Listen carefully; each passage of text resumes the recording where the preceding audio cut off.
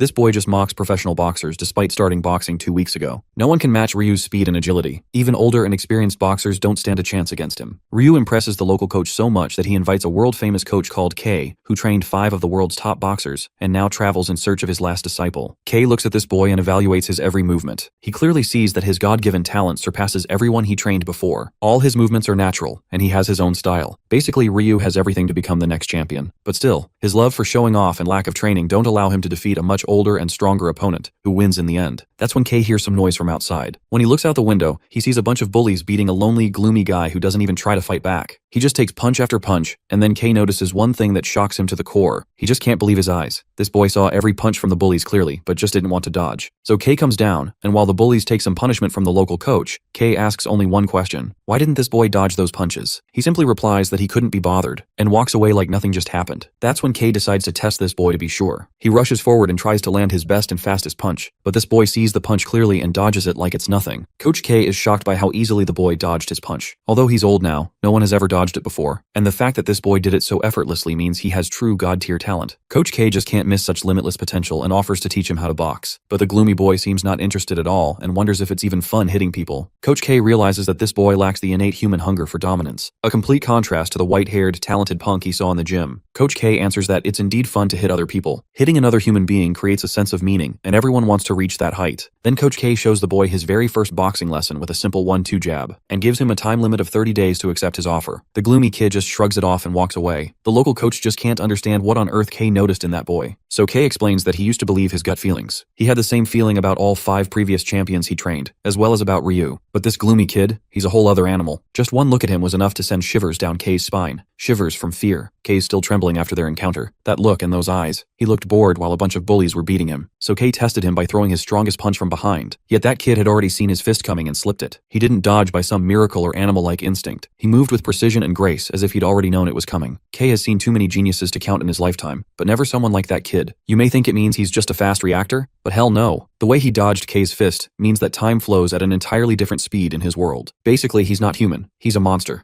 The following day at school, Jay is getting his ass beat by a bunch of bullies. He's your average nice guy nerd currently serving as Ryu's seat. The white-haired punk is established as a bully who goes to the gym, which is 2 of the worst combinations anyone could possibly wish for. Ryu enjoys basking in the praise from his goonies, who laud him and think that he's going to become a world champion someday. The world is split in 2. The weak dudes, like Mystery Boy over here and his nerd sidekick, and the strong like Bakugo's second cousin Ryu. These punks casually give our boy a fade check while they're going about their business. Their main focus is to bully Jay, the poor boy who just can't stop getting beat up. During lunchtime, they toss disgusting candies inside his bowl, forcing him to eat. The nerd is a level 1 stickman, so obviously, he had to agree to such a disgusting request. Jay feels like shit afterward. While all the other kids are playing, Jay is sitting along with Mystery Introvert Pro Max because they're both losers. Jay is surprised because Yu boasts incredible physical ability, but refuses to play out of sheer boredom. Four Eyes explores Yu's passion, but as far as he can remember, this dude hasn't ever even thought of becoming anything before. He's living life while chill maxing, not caring about anything. Yu asks Jay the same question, stating that he wants to follow in his father's footsteps. While they're happily bickering about, Ryu just can't digest letting the nerd have a good time with someone. He bashes the ball aimed toward Jay, but to everyone's shock, Yu catches it with ease. The problem child in Freakazoid Ryu is ferocious and slaps Yu across the face for even attempting to do such a thing. Ryu tries his best to strike fear in the boy's eyes, but Yu meets him with a meh expression, as if he doesn't care about his threat. As for Jay, he's been secretly training to become a boxer, just like his father. His father is a figure he deems courageous. In a way, the boy fails as if he's failed his friend by refusing to confront Ryu. After all, budget Bakugo is his biggest fear, making him feel like a loser. Jay, the depressed boy who's crept up into his room all to himself, questions his chances against the indomitable object of his demise. For Jay, it's clear that the strength of his opponent is extraordinary. He's seen the white-haired punk mess up guys way above his weight class. It's a real show as if he's just toying with his opponents. Four Eyes thinks that nobody can stop him. In an effort to seek advice, Jay consults his father, who used to be a boxer of his time. He wants to know how to beat down opponents stronger than him. His father explains that during his time, it took everything in a boxer's heart to win. That is the differentiation that separated the amateurs from the professionals. Be that as it may, his father also remembers being struck terrified of facing strong opponents. In those moments, even a professional of his caliber had no choice but to bail out and get beaten. It felt better for him to surrender and accept defeat instead of taking the beating. But that's the thing. Once you go down as a boxer, everything ends. Jay's father understood that fact and acknowledged that the most important thing to a boxer is to keep getting up no matter what. That said, he thinks in any other circumstance, a person should run so that they must never be caught. He emphasizes that courage from all people is commendable, even if they're not boxers. The nerd boy finds solace in his father's advice and sleeps. The perspective shifts to Yu, who is climbing a flight of stairs when he spots Bitchface again. Ryu wanted to pay him back dearly, and even ended up at his house. To teach Yu some manners, Ryu ridicules him and entices the boy to a fight. Yu's typical response of ignorance ends up in his skull getting bashed. Consequently, Ryu wants to make sure Yu suffers the worst life imaginable by making him pay money. After Ryu leaves, like clockwork, nothing in Yu's life changes. While heading home, Ryu is dreadfully infuriated remembering those uncaring eyes of the boy he just faced. Ryu spots a bunch of delinquents from another gang who have been eager to test his strength. To vent his anger, Bitchface throws an explosive thrust in his face, knocking him out. He's delighted to break them one by one, as their sorrowful expression brings him the most joy. The night ends with Yu spending time by himself and his cat. His eyes look so gloomy that he looks like a ghost. The next day, it's game time. Today is the day Jay has been preparing for. He's ready to confront his bullies. Even in class, he musters his resolve to remain unafraid. Surprisingly, they don't do anything to him. Jay is confused, as this isn't supposed to happen. What's more, is that Yu is missing. The realization is starting to hit him. There's definitely a reason they spared him. This is confirmed to be the case, as Yu is beaten down in a warehouse for not bringing Ryu his money. Bitchface's underlings practice all of their moves by beating him up like a doll. Ryu is there to teach them how to strike while enjoying the show. Suddenly, Jay barges in, shouting at them to stop. A moment of silence ensues before being replaced with fear. The boy's heart beats fast, having realized that he's uttered words he can never take back. The feeling of fear crumbles his resolve, which he had prepared before entering this room. The boy's body quivers, refusing to act, but he can no longer take anything back. He has to fight, and he chooses to load his arms. The scene absolutely baffles Ryu, but Jay isn't shaken anymore. Using his father's advice, the boy adjusts the perfect angle and delivers a clean jab before rotating his hips for a forward cross. This two-piece combo surprises even him while at the same time infuriating his opponent. Satisfied that his punches are doing damage, Jay has gained a sense of courage.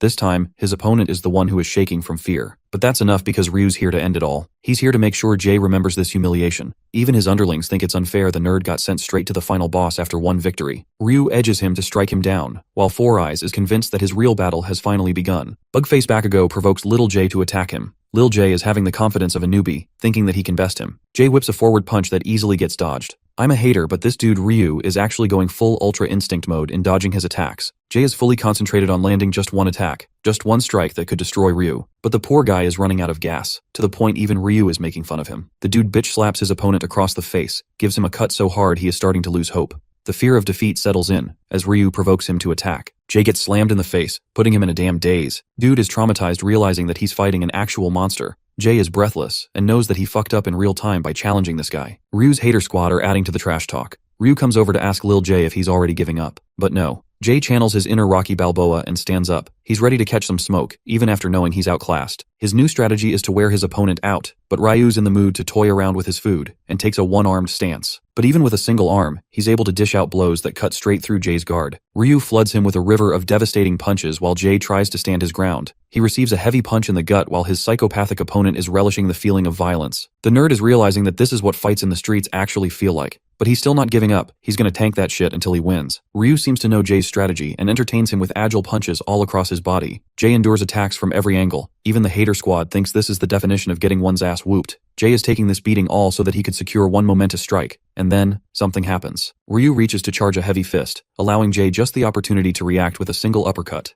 You'd think this is the part where the underdog wins, but no. Bitchface dodges that shit like crazy and returns with a bulldozing slam in his face. Jay's father had a boxing record that didn't reflect greatness or fame. He was never remembered as a courageous boxer, a quality that his son deeply admired in him. The boy who had endured everything lays defeated on the ground. Ryu crushed his brain, even making him lose sense of direction. Bugface mocks his pathetic little strategy and reads him like an open book. It was so easy for him to see through Jay's plans. But the fight is still not over. The nerd is unrelenting even after his spirit has been mercilessly broken. Jay receives numerous slaps across his face. Ryu makes sure to drag him through every layer of hell he knows, putting Jay on the ground. The boy remembers his father's words, stringing every last bit of motivation he can to get up from the ground. Ryu commends his spirit and respects Jay to the point he's ready to stop bullying him. But it's not over. Not for the boy who is clinging to the spirit of a true boxer. Jay rises again, desperate for victory. Yu observes him carefully. As for Bitchface, he's mad, pissed, and delivers a bone-crushing slam across his face. Ryu swings his fists with such violence that even his friends think he's going to kill the boy. Jay's face is swollen, bloodied, bruised, every kind of ugly you could ever even think of. Ryu considers the boy's persistence as an offense to his ego. He calls him a shitty loser to further prove his point. Much to the asshole's surprise, Jay never even thought about the chances of victory. He calls Ryu a fool for misunderstanding him.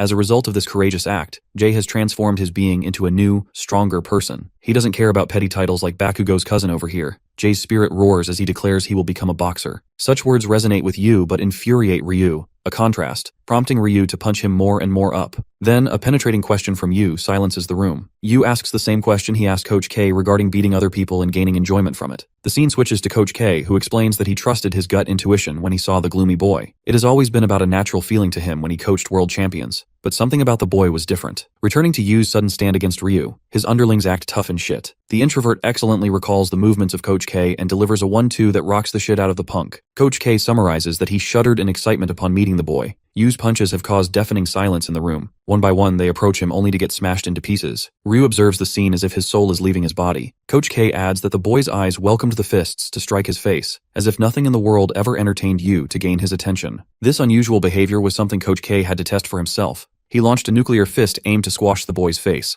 The result was as clear as day. The boy elegantly dodged his fist, a quality that boxers deliver only after years and years of training. It wasn't by luck or timing, it was something unnatural. Even the most goated boxing coach in the whole world admits that he has never seen a genius like Yu in his life. Now, for the moment of truth. Ryu feels an unusual feeling of unease. Yu's soul-reaping eyes have put him on edge. Ryu makes his advance and then feels as if the right side of his face has been annihilated. He wails in agony, getting the exact treatment he deserves, while Yu just stare at him as if it was nothing. The bully has become the helpless victim, feeling a terror unlike anything he's ever seen before. In Coach K's own words, that boy is not a human, but a literal monster. He is the definition of built differently. We get a backstory of our guy Ryu who just got one-shotted. Back then, the young boy saw too many openings in other people's fights. He also had the most goofy haircut ever, but that didn't stop him from crushing other dudes. Bro started thinking he was Gojo or something because no one could stop him. The feeling of absolutely crushing others inspired him to do it even more. He took satisfaction in the misery and fear of his opponents. It had transformed his entire being. Dude beat up so many guys he was known in the entire nation as a menace. Ryu enjoyed it when people who were 5 times his damn size came to teach him a lesson. But he enjoyed it. He enjoyed every second of pummeling them down, drilling it into their tiny little brains that he was unstoppable. Ryu went on a winning streak so high he started thinking that he was a cut above the rest, like he was Buddha or something. But oh, how the tables have now turned. He got squashed by a monster that could have nearly ended his damn life. His previous beliefs are shaken,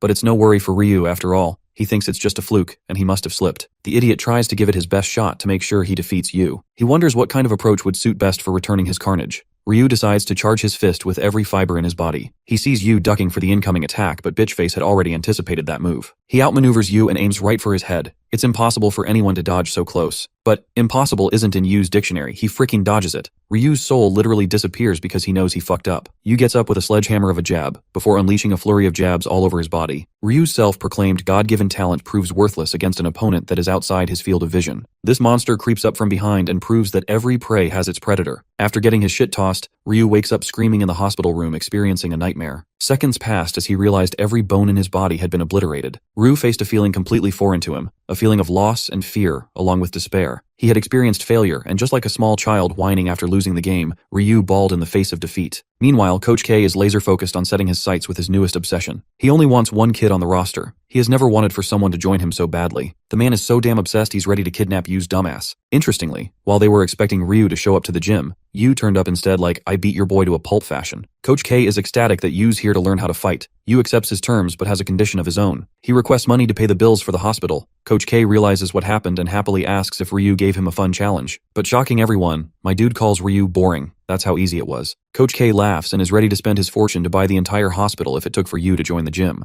Both of them depart to go to the hospital. It's pretty funny that Coach K is low-key happy Ryu got his ass beaten blue. He doesn't care about the arrogant fighter's life anymore. Yu is concerned with the state of Jay, remembering the fire in his heart. After clearing both their bills, Yu takes Coach K to his apartment. It's a dreadfully empty place, screaming that this guy doesn't have any social life. He asks the boy's name at last. It invokes memories of his mother's tragic passing. The only thing the boy remembers is his family name. Yu introduces himself briefly. Coach K explains that he will make the introvert enter a world completely different than the one he knows. Destinies cross for these two individuals, and in a similar way, arrogant rejects get tossed aside like trash. That is the irony. Ryu can't even look at Jay straight in the face. He bears the look of defeat, while Jay stands tall, optimistic, and courageous in his resolve. The time has come. Yu has nothing to pack except a small bag and his trusty little cat. Coach K decides to give our boy a makeover. He makes him look fresh as fuck by setting his hair. They arrive at the airport. Coach K meets his assistant. Carmen is the manager of their gym and welcomes them to the car. Yu hasn't even begun his boxing career and already acquired an amazing house thanks to Coach K. They head out for their first training session immediately. The Lions Boxing Club is known for producing the finest cut of boxers that made history. They boast the best curriculum that is up to date with scientific methods. While they're helping Yu tour the gym, the rest of the boxers are shocked.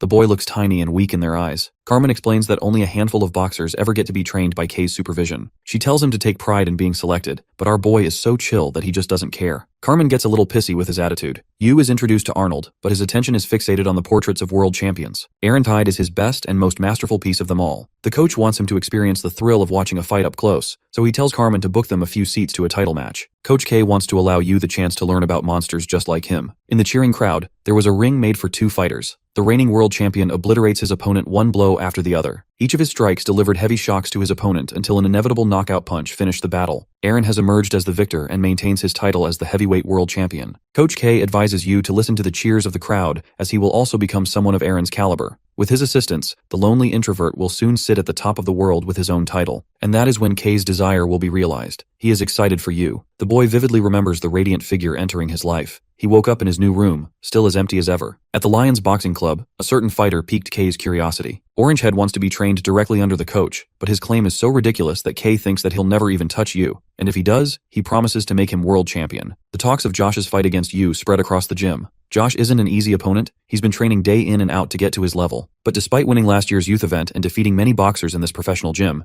Coach K seems to think nothing of him. Kay reminds him that people like him can be found anywhere in the world. Basically, bro got called average. Kay thinks that he doesn't like people whose limits are obvious. Josh takes his provocation as a challenge and claims to crush Yu so that he can make him eat his words. In the ring, Josh is dead serious, like this is the fight of his life. But when he turns to his opponent, he can't even wrap his hands. Josh is further infuriated as he's facing a newbie who knows nothing about the world of boxing. The people around them are pumped for this fight. Yu's looking like Skindiana Bones and Stickman 48 because he's never trained a day in his life. While some are underestimating Yu, others are thinking he's capable because of Kay's selection. With all of the necessary preparations made, Kay asks if Yu is perhaps nervous. Mr. Introvert finds the whole thing boring. Gigachad Sensei gives him another boxing lesson, a crucial one that he wants him to remember. Never get hit in a fight. With that advice, he departs from the ring, leaving the fighters to face each other. Kay is probably creaming his pants because he wants to see his prodigy's powers. The bell rings and Josh is already on a massive offensive strike, but it feels like nothing to his opponent who slips the punches like he had seen them coming from a mile away. Josh's consecutive advance, no matter how sharp or strong, isn't enough to even touch Yu's face. Just watching this fight is making Kay want to send into a real battle so that he can destroy everyone. Carmen and the others learned that Kay prioritized speed instead of strength in his selection. The boy doesn't even flinch while avoiding those attacks. They feel so slow in his eyes that after dozens and dozens of jabs, Josh is the one who is running out of juice.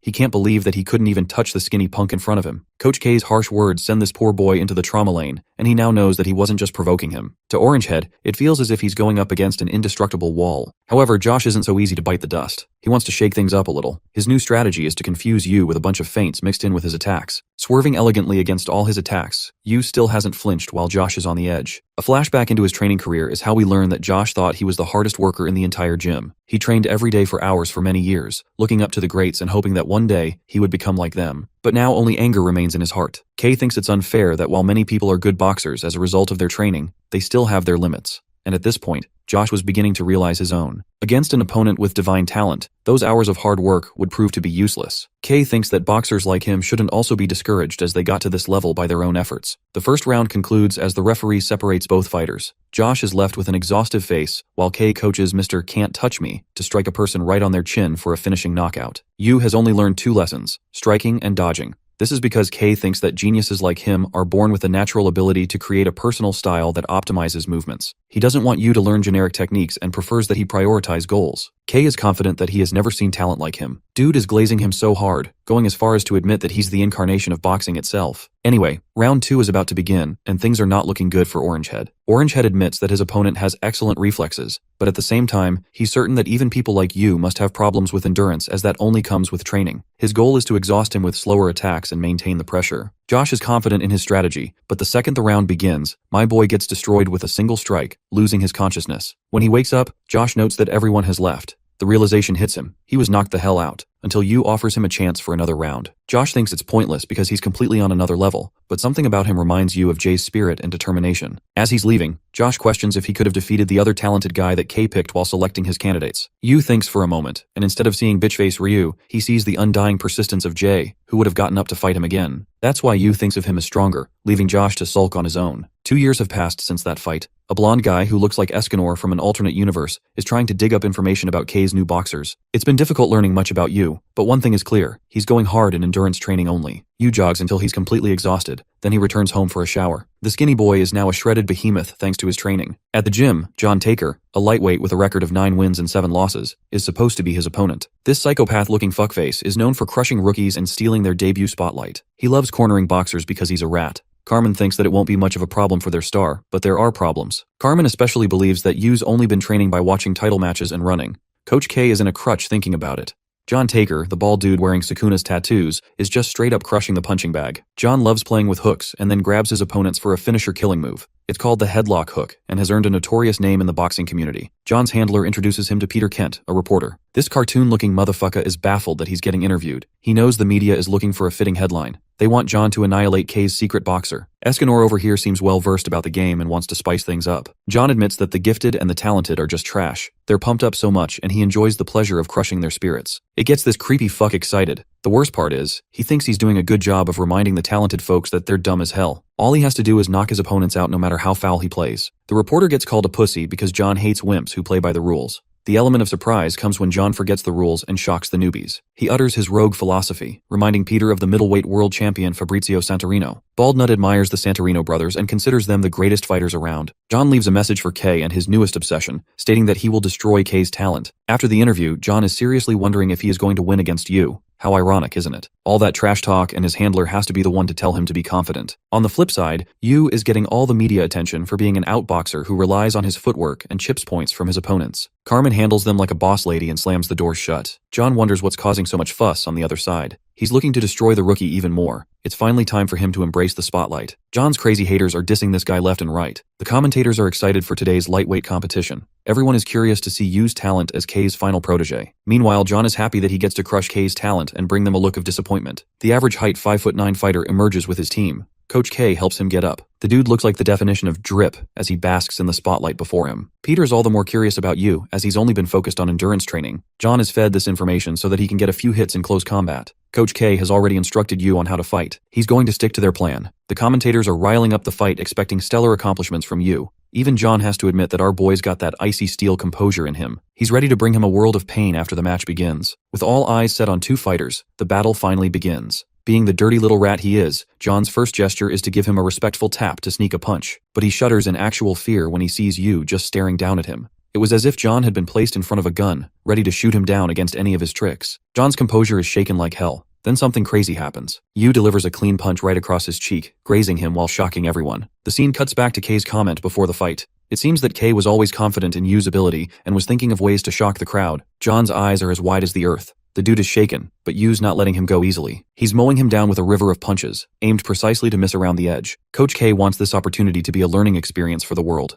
John opens his eyes, his face fully covered in blood. It's so bad that a physician has come up to inspect John's injuries. The man who had worked for 21 years as a physician couldn't fathom coming across such a mystery. The doctor explains that usually these wounds would have caused ruptures across his face, but the cuts are too sharp instead of being blunt. The physician is stoked when he sees Yu's boxing gloves, as he made precise cuts with only his punches. The state of terror and fear enters John's mind. The feeling of fear takes over. The stunned physician reports that there is no major injury, so Johnny Boy can continue the game. But Johnny Boy is in a daze. He refuses to become a coward and wants to continue the fight, which makes the referee cautious. Egghead can't fathom what's so monstrous and different about this newbie kid. To him, boxing was about technique and execution of a skill. However, he couldn't feel any kind of restraint from his opponent. Yu seemed like a deadly fighter, a monster who destroyed people without even feeling anything. John knows he's facing the devil himself. This time, he's the one who makes his advance, but the guy can't even get close without getting his face bashed. John genuinely cannot understand how he's capable of reading him like a book. Yu's got him on the ropes to the point this man is questioning if he's dreaming. Our cold protagonist swoops in for another bloody uppercut. The fight resembles more of a gruesome street brawl than a professional boxing match. John is getting his shit rocked, blood spewing everywhere, leaving the audience appalled.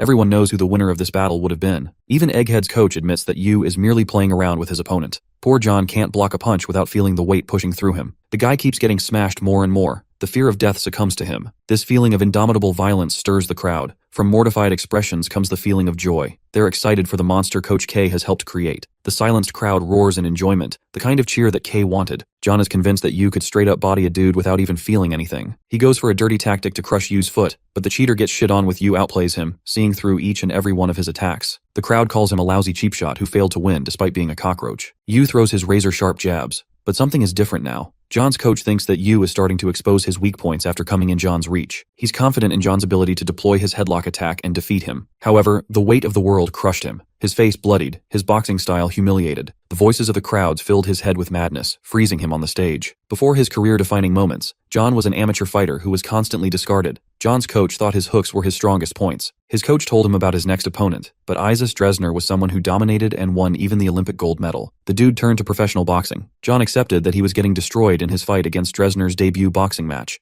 The coach felt sorry for him, but John's passion for boxing ignited him to try even harder. He was glad to be given such a chance, and later on got destroyed just like everyone predicted. Dresner kept hammering him even in close range. John suffered the brunt of his punches as the man landed ferocious blows all over his body. John went for a wide swing, only to get hooked to his side. Dresner proceeded to destroy him through and through, but that's exactly what gave John the moment to shine. He believed in the ways of a harsh world and had a rough childhood growing up in the alley. When John was trained in the art of boxing, he could finally rejoice in his passion. In his fight against Dresner, John went for a cheap tactic and delivered a thunderous hook across Dresner's face, knocking him out in a single attack. No one thought that he would knock him out. Dresner got up again, but something about the fifth changed. Something about the foul nature of his boxing style changed John forever. It didn't take long for John to steal the victory. John was recognized as a fighter with potential, allowing him the chance to fight again. Even though John wasn't a totally malicious piece of shit at the beginning, this was his only way to make a name for himself. Returning to the current fight, Egghead is being egged on by the entire world. They're laughing at him while John's coach stares at his pitiful condition. Even though John spoke in front of the interviewer that he admired Fabrizio, the coach knows that deep down, he's just a boxer who suffers from the inside after each match. He never wanted to be this way, but that doesn't change the fact that he's a scummy boxer. Egghead's coach is the only person believing in him because he's seen his real self. Despite getting shit on by everyone, the coach recognizes John's talent and becomes a voice of reason for him to fight. Hearing those words, John goes on the attack with a powerful swing. He thinks that people like you would never ever feel afraid about being left out. John attempts the same scummy tactic and actually manages to connect a powerful smash. Everyone is stunned to pieces except Coach K. What really connected were their punches.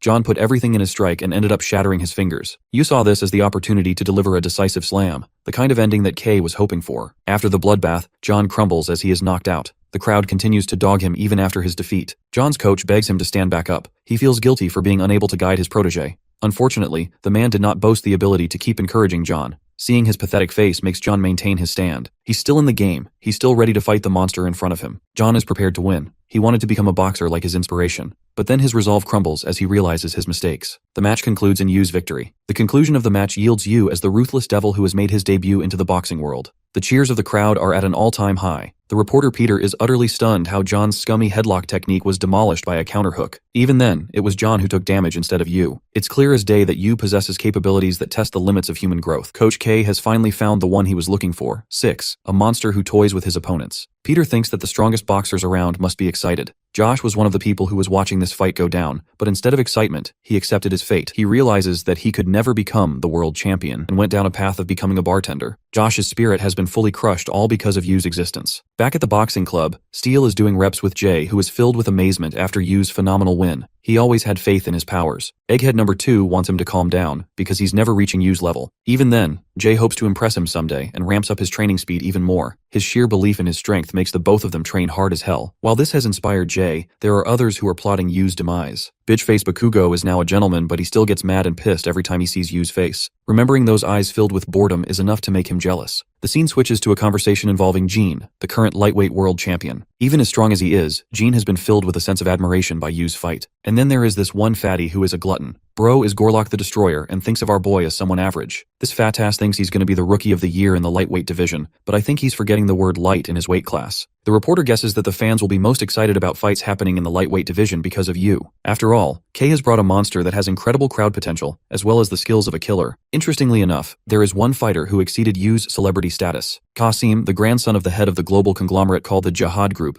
is someone who created a shock in the world of boxing. But it wasn't the presence of a rich boy that shocked people, but rather his lethal fighting capabilities. The stage is set. It will be Yu against Qasim, a match that would hook everyone to the edge of their seats. The person who wins that fight will have a chance to fight against the 10-year lightweight champion, Gene. Qasim busts the door open, looking like a fat grizzly bear who's ready for his next challenge. He meets his director, who is pissed as hell he went missing only to return as a fat fuck. Qasim doesn't care about insults and feels the fire in him aching for a fight. He's out here giving 10 grand to anyone who fights him. Qasim's coach remembers the first time this guy showed up at his gym. It was crazy, but this guy was serious and wanted to snag the title of world champion right off the bat. In all honesty, he was just an arrogant dude at the beginning. The coach thought that showing him a display of what boxing truly looks like would be enough to send him crying. but things ended up horribly as Kasim devoured his opponent. This rookie annihilated every single boxer in the gym with his talent. Yes, the same ugly fuckface who looks like he ate a few boxers. The director is actually shocked that he's maintaining the same style. Kasim humiliates his opponents like it's nothing but child's play to him. Even though he's a member of their gym, the director hates his fighting style. Kasim ducks a blow and delivers a decisive uppercut like he's some kind of Street Fighter character. He's out here swinging with moves of his own, leaving his guard completely open. The coach shouts at him for entering foul territory with his shameful attacks. Kasim has the gall to suggest buying the whole gym so that he can change the rules. Even though the director hates this dude's guts, he can't deny that the Redditor Discord mod physique is working out in his favor. He has a talent beyond the likes of others. Kasim has just defeated 20 men and proven that he isn't just talking shit. He's a gifted boxer who could snatch the title belt. 2 weeks worth of training later, Kasim has defeated 1,000 opponents and now boasts the body of a shredded gigachad. Despite being obese literally 2 weeks ago, now he has abs of steel and an endurance that just doesn't know when to stop.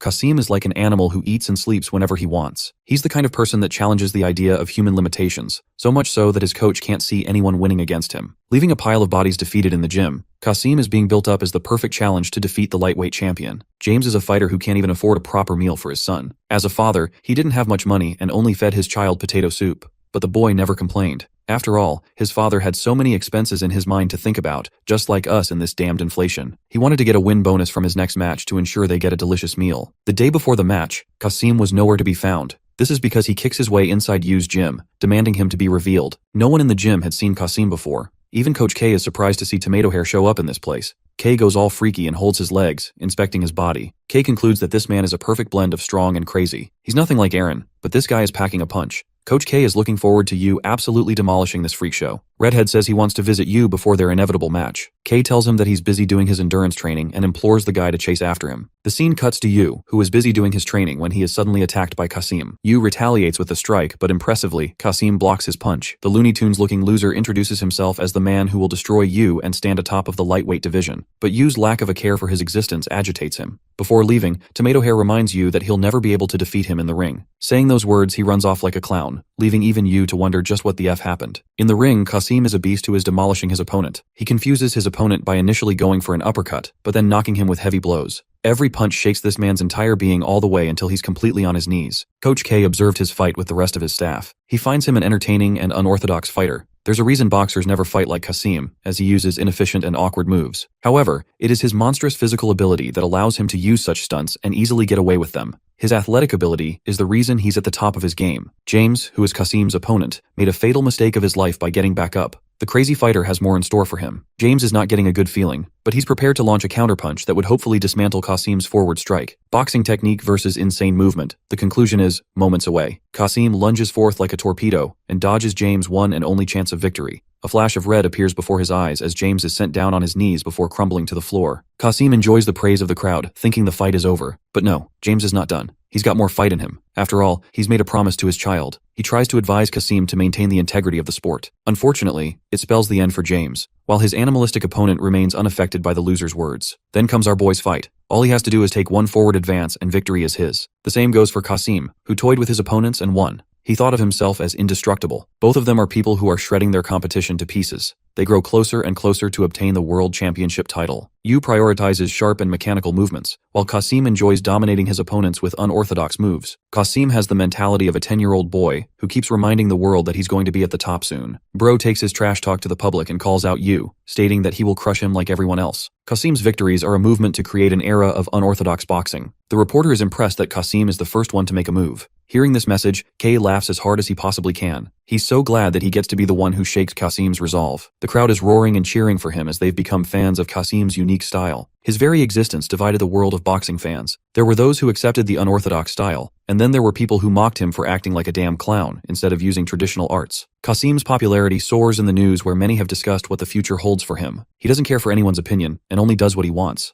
Kasim has reduced his number of haters by growing his fans. I have to say his director is really glazing him right now with this "he was born to be king" bullshit. Going back to our boy Yu, he's just chilling with clean punches when Kay comes to tell him about Kasim's open challenge. Kay emphasizes that this dude isn't like the rest of the scrubs Yu has been destroying lately. Eventually, the exciting day of their match was here. The big match between two legendary underdogs. Kasim and Yu were going to set the pace for the titleship match against the world champion Jean, who has come to watch this fight in person. The director thinks that Kasim's rise to fame is literally around the corner waiting for him. This dude, being the psycho he is, doesn't really care about obtaining the belt. He's so crazy that he wants to obtain a world championship title in every division. His ambitions are noted by Jin's icy demeanor. On the other side of the ring is Yu, who has received K's instructions. The fighters stare each other down. Kasim has his fierceness, while Yu is a calculated genius. The burning question of who will conquer the other is ready to be answered. The fight finally begins with Kasim enjoying the feel of the ring, eyeing his prey down. Yu tracks his opponent's moves, while Kasim does the unthinkable by hiding his fists behind his back. He is prompting Yu to come and strike him. Redhead wants to prove the idiocy of boxers who throw linear strikes with no creativity. Then, without him even noticing, Kasim suffers a destructive punch that blows off the left side of his face. Coach K is the same. It's not like he ever thought Kasim would prove to be a challenge for Yu. In fact, K just gave our boy permission to go all out in this fight as much as he likes. That first punch was nothing. Yu happily wipes the smile off his face with another strike, knocking Redhead's hair. K notes that only people like Yu can dodge a punch of such level. But then there are people like Kasim, who could also dodge it. Kasim's face is getting destroyed, and Coach K thinks that while his muscles are taking most of the damage for him, he's nothing more than a bag who keeps on taking the most serious of Yu's punches. Our boy coldly reminds this fucker who's the real monster in the ring. His attacks have already generated a large uproar from the crowd. They've wanted to see Kasim go on the back foot for a long time. Even his coach has to admit that Yu was barely showing off his powers in his fights so that he could crush opponents like Kazum later on. My guy's confidence is demolished as he's huffing and puffing. Bro is questioning his life's choices forever, even attempting to step inside a ring with Yu. Not to mention the overwhelming amount of people cheering for this little tomato's demise. While he's experiencing literal hell in the ring, it's nothing more than entertainment to the crowds. Out of fear and shock, the predator becomes the prey and tries to flee. He shudders and backs up in the corner like a little helpless child. Coach K laughs at his pathetic little trance, while Kasim's director shouts at him for being a damned idiot. He advises Kasim to put his guard down. But it's like giving advice to someone who's never practiced boxing seriously. Bro's face gets nuked off the ring even after trying to protect himself. That's when the director realizes one crucial mistake.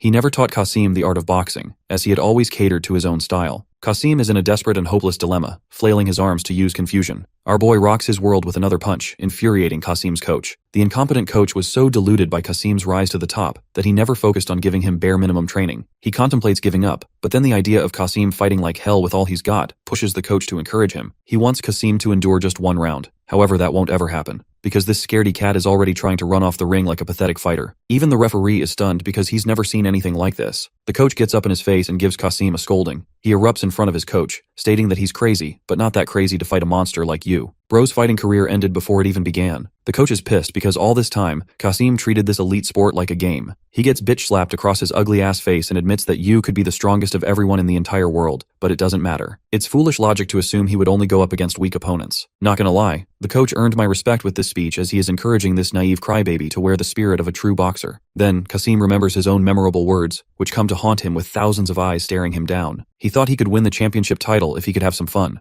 The haunting words of James terrify and cling to his soul. Kasim is humiliated with his ego demolished. He runs off crying like a little child, making the coach regret letting this phenomenal failure ever step into the ring. The conclusion of this battle ends with an easy victory for Yu. The match was so unbelievable that K couldn't help but laugh it off the top of his lungs. Soon after Kasim's disappearance, he never entered the world of boxing again. And for the much-awaited sweet moment between James and his kid, it's revealed he got a happy ending bringing his son some good KFC. Yu faces his worst nightmare, Cat King. Cat King and our boy spar like Goku and Vegeta, banging out shots while dodging each other's attacks. Coach K is maniacally laughing like he always does while Yu gets bitch slapped in the face and finally wakes up from his dream. The tiny Cat King has woken up our boy. After his victory over the piss baby Kasim, K decided to give Yu a proper break since this man hasn't had any for a while. Even though it's unnecessary, K thinks it's better for our boy to rest since all he's been doing is smoking bitches left and right. So, in order to spend his time, Yu looks at the television. But in a crisis, nothing is able to entertain him. Remembering his best buddy Jay's words, Yu thinks it's time to start his gaming era. So he does what he knows best. He goes to the gaming arcade and absolutely demolishes a veteran in air hockey. The guy is so stunned that he's facing an opponent who is cooking his ass. My dude thinks he's found the chosen one to become the genius of the air hockey revolution. It's so funny because Yu is unbothered and still bored. The man extends him an offer of a lifetime, stating that he has the potential to become an air hockey world champion. But the poor guy gets turned down since this time, Yu doesn't have any bills to pay and won't get bribed by someone like what happened last time. Yu leaves Indiana Jackson crying and goes on to enjoy his next gaming endeavor. This dude is fucking unstoppable in every game because of his reflexes.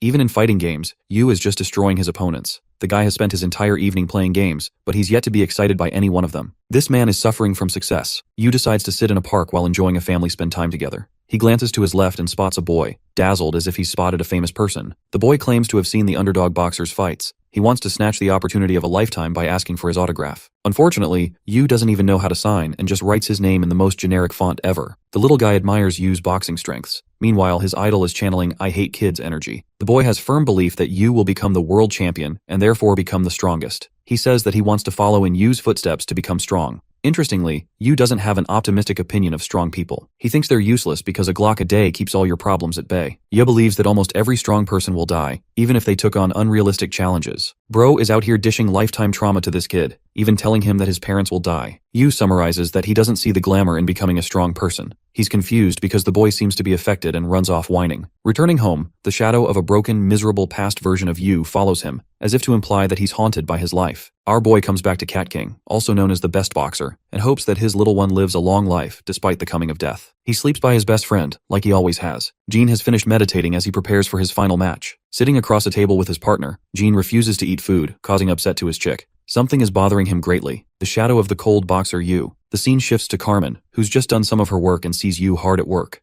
When people are resting, our boy is out here grinding. Carmen is of the opinion that he should take some time off, but this guy is too committed to his training regimen. She thinks it should be normal for a boxer, but also believes that he might secretly be a robot. Yu's face hasn't changed even the slightest in these past 2 years, not to mention that he refuses to get close with any person. His only focus is to practice based on the instructions of his coach. Carmen wonders if Yu's passion even lies in boxing, or if this strange idiot likes anything apart from his cat.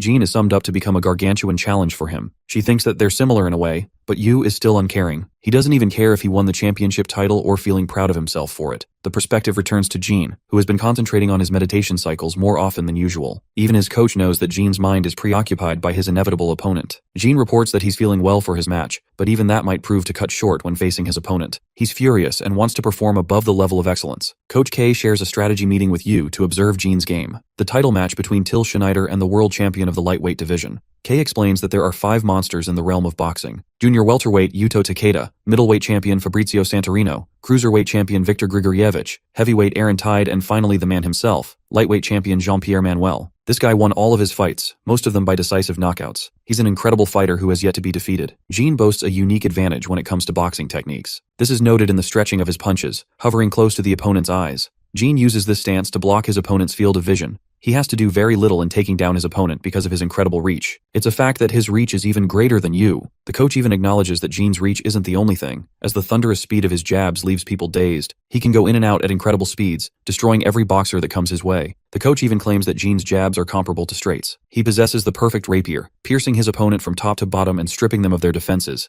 His attacks are brutal, but his opponent isn't an easy slouch. He manages to dodge Jean's reach and aims to strike him in the face. The world champion seems to be wide open here, but that's not all. The man meticulously slips his shoulder to block the punch and delivers a devastating hook to his side. Then, Jean keeps up with the beating using his jabs. Coach K summarizes that he transferred an attack to his body to force a trade so powerful that it reversed the playing field. This means Jean's decision-making skills are off the charts. Only Jean and Yu are comparable to ever even performing such a feat. But the thing is, Jean has another weapon in his arsenal that our boy lacks. Jean switches his stance and destroys his opponents, attacking them while they're still predicting his next move. Just when his opponent gains his momentum, Jean goes back to his previous stance for the repeated beating. He has a unique advantage in being ambidextrous and mixing 2 sets of stances. This makes it impossible for his opponent to predict his next move. K states that he's playing the long game, installing hopelessness in his opponent before raining down a barrage of hellish punches. The winner is Jean, who made no mistakes as if he was the perfect chess player. K drills the point to Yu, reminding him of the various aspects he would have to go up against just to overcome Jean. The reporter asks for his opinion after his grand victory. The world champion even admits his own flaws in some of his moves. He doubles down by saying that if Yu was his opponent here, Jean would have been defeated. The world champion is not a coward and wants to fight Yu, a challenge Coach K is most excited about. This is the kind of fighter that even gets him excited, because he's constantly improving his skills. Coach K is actually curious as to how much Jean will adapt before fighting Yu. This is the one match that will even give our boy a run for his money. During Yu's match against Kasim, the world champion meticulously noted the movement of each muscle flexion. As our boy dished out cold jabs with perfect body movement, Jean was struck with awe. The only opinion he had of the underdog's skills was just how beautiful he performed. Jean's mental state is getting more preoccupied, to the point he's spilling his coffee mindlessly. His partner questions what's bothering him so much, even offended that he's always caring about the sport. She hates the fact that the world champ doesn't give her any attention.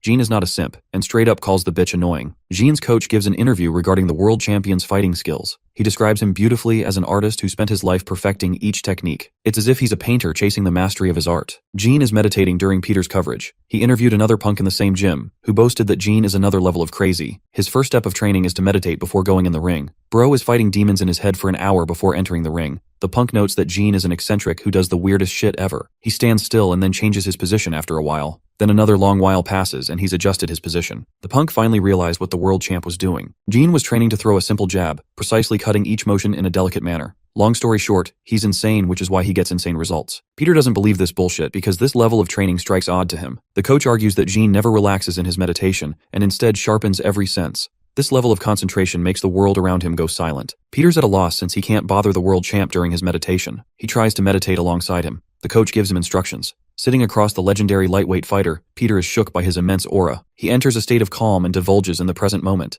The world goes quiet, and slowly, the only thing that can be heard is the sound of his own heart. The greater the concentration, the sharper the sensation. The coach then explains that someone like Peter could only feel his heartbeat, but a monster like Gene is a completely different story. He feels every fiber of his being, down to his blood cells and tissues. His whole body works in tandem. This is Gene's desire. He wants to reach the pinnacle of mastering a technique. After his tense meditation practice, Gene learns that Peter left. He confirms that Yu has been bothering him. He's smart enough to even acknowledge all his perfect techniques are pointless against someone whose world moves at a slower pace. Gene yearns for intense focus beyond the norm in order to defeat this impossible opponent. Gene's poor training partners are regretting their lives because they have to get their asses beat so this dude can hone perfection. He takes on all three at once and commands them to attack. Four guys rush to attack him head on, but in a moment of flash, everything happens all at once. Gene still thinks he lacks the focus necessary to trump the monster in the ring. In an interview about the meaning of boxing, Gene claimed that he thinks it's the pursuit of art. He wants each and every one of his movements to be perfect, such is the standard he holds for himself. Gene thinks that the world championship title is proof of one's perfection in boxing. He desires nothing else. When Yu launched his first jab, the debut of his boxing career, not everyone understood the beauty of the attack as much as the master himself, Jean.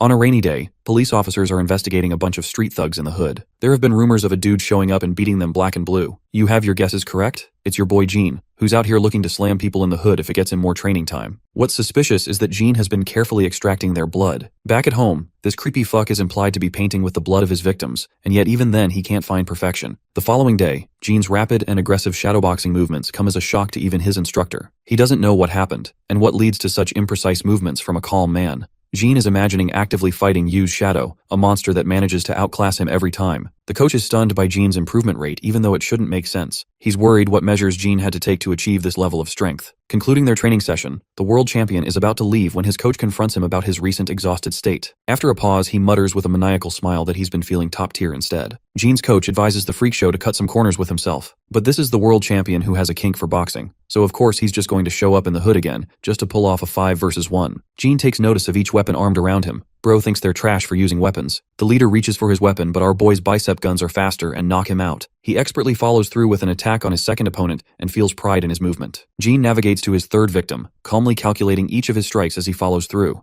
After meticulously evading a knife, he launches a full swing to bash the dude's head to next Tuesday. The last person is panicking because she's just seen a massacre before her eyes. Gene cares about gender equality and makes sure she gets equal beating. But then something happens. He's facing a life and death situation, as the leader has a gun aimed right at him. The fear of death stuns John before he focuses every fiber of his being to slip past a punch so powerful that is similar to Yu's explosive attacks. At the end of the fight, Gene concludes that he has finally reached the same perfection as Yu. That night, he's as happy as a little boy while painting the illustration of the monster, a representation of how he sees Yu's terrifying boxing skills. The next day, his coach shivers as he sees Gene's unusual state. The world champion is experiencing a mania. Something about him changed the previous night. The coach wonders if it's finally happened. Visualizing Yu's perfect strikes, Jean delivers a barrage of his punches, seeking to overcome the innate human imperfection. At long last, he has overcome what needed to be overcome. The world champion has acquired perfection. Stella is worried about his state and cries in the same bar Josh is bartending. He tells the poor woman to buzz off since they're closing, but she whines like a little bitch, wondering if she is also annoying him. She blames her frustrations on the male population, while our boy Josh is questioning his existence. In the next scene, we see a segment of Yu's training. This dude has abs for days now as he pushes the limits of his endurance training. Carmen is shocked that Yu has increased the intensity of his training for the title match. Kay drills the point to his head that he needs to prepare for every outcome and pursue his own art. Strangely, Carmen thinks Yu will most certainly win because she trusts Kay's intuition about a person. The dude is basically a walking W machine, who only cares about winning and chooses the best fighters. While she can read his thoughts, Carmen doesn't know why Yu dabbled into boxing in the first place. When he's ready to leave after his training, Carmen asks him this curious question.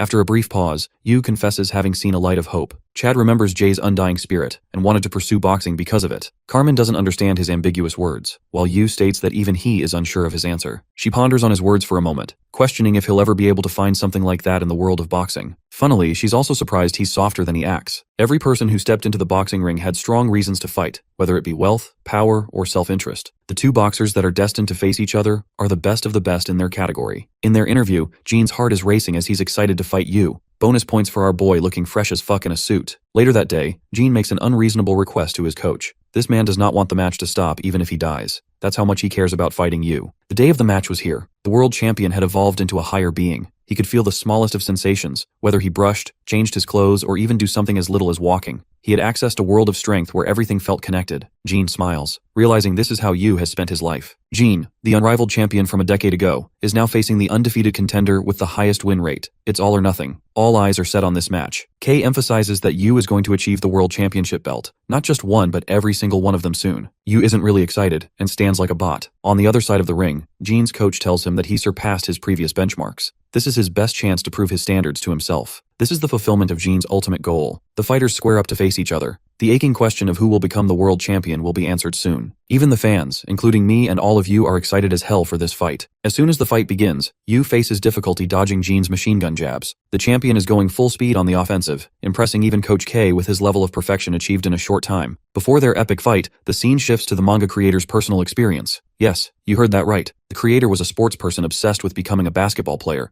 In a pivotal moment, something happened. He jumped so high he could feel as if he'd touched the skies. He felt so free, a jump unlike any other. An experience of the perfect jump. Nothing like that could ever be created again. Every motion was in sync with one another until the inevitable leap came to be. After the jump, he tried to recreate the experience again and again, but unfortunately failed. There's one other story about a baseball batter. It is said that batters at their best could physically feel every molecule of the ball coming towards them. Their body would react in a perfect flow response. Like these moments, there are many others which happened the same way for many sportsmen. Now in this boxing fight, imagine that experience and dial it up to 100. Jean's perfect jabs cut past Yu, who was weaving his way through and through. Jean's machine-like responses analysis kept every movement of Yu's body in check. He could see what Yu was going to execute as his next move. In response to such an attack, the world champion released an audacious blow. The commentator is starstruck seeing Yu facing a difficult time penetrating Jean's indomitable reach. The reigning world champion is giving him a tough time. Coach K is impressed as before. He could only call him a genius. But now, Jean has upgraded himself to the level of a monster. A monster who reached the top by his hard work. K remarks that many soldiers spent agonizing experiences in war. He remembers his own time as a young soldier in the special forces. Every battle was a moment of tension and constant alarm for death.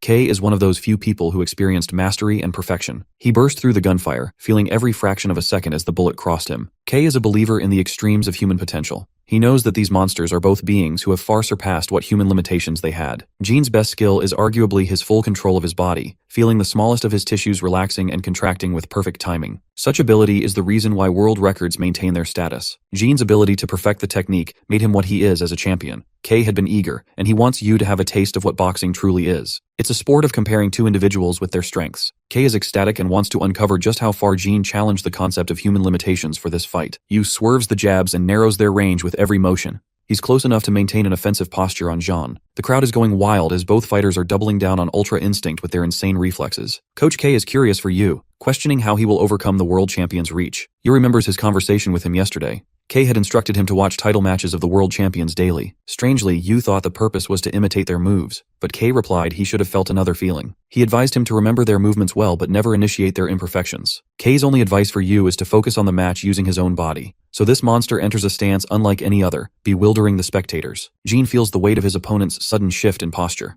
Even though Yu's face is right in the open, the world champion does not want to get smoked by our boy's punches. But that's exactly what happens. A roaring, powerful punch strikes Jean's face, shocking every person across the world. That single punch destroyed Jean and knocked him right down. This is the monster's true strength. Stella is among the crowd, struck horrified seeing the fall of the champion. Jean's face has been obliterated with a single strike as he lays processing what the hell just happened. No one outside of the ring has even the idea what's going on. The referees start the countdown. Jean's coach remembers the man's words and wants to honor his promise to stay out of the fight. The countdown continues as Jean questions what happened in those few seconds. He realized that while he achieved perfection, Yu's boxing capabilities are in a different realm altogether. But that's not it for the world champion. He's hungry to see more of Yu's true fighting strength. The world champion musters all of his spirit to get back up. He recovers from the devastating attack despite his shaky posture. The referee has acknowledged the risk involved with the match. Yu's unrestrained punch was simply too much for anyone to handle. The referee wants to stop the fight, but Jin's eyes keep confusing him. He directly asks the world champion if he is able to continue. Jin utters a robotic response, stating that he's more than ready. The referee emphasizes that he will stop the fight if things get serious. But the world champion isn't a coward. He's ready to throw hands. The match continues as Jin maintains his stance.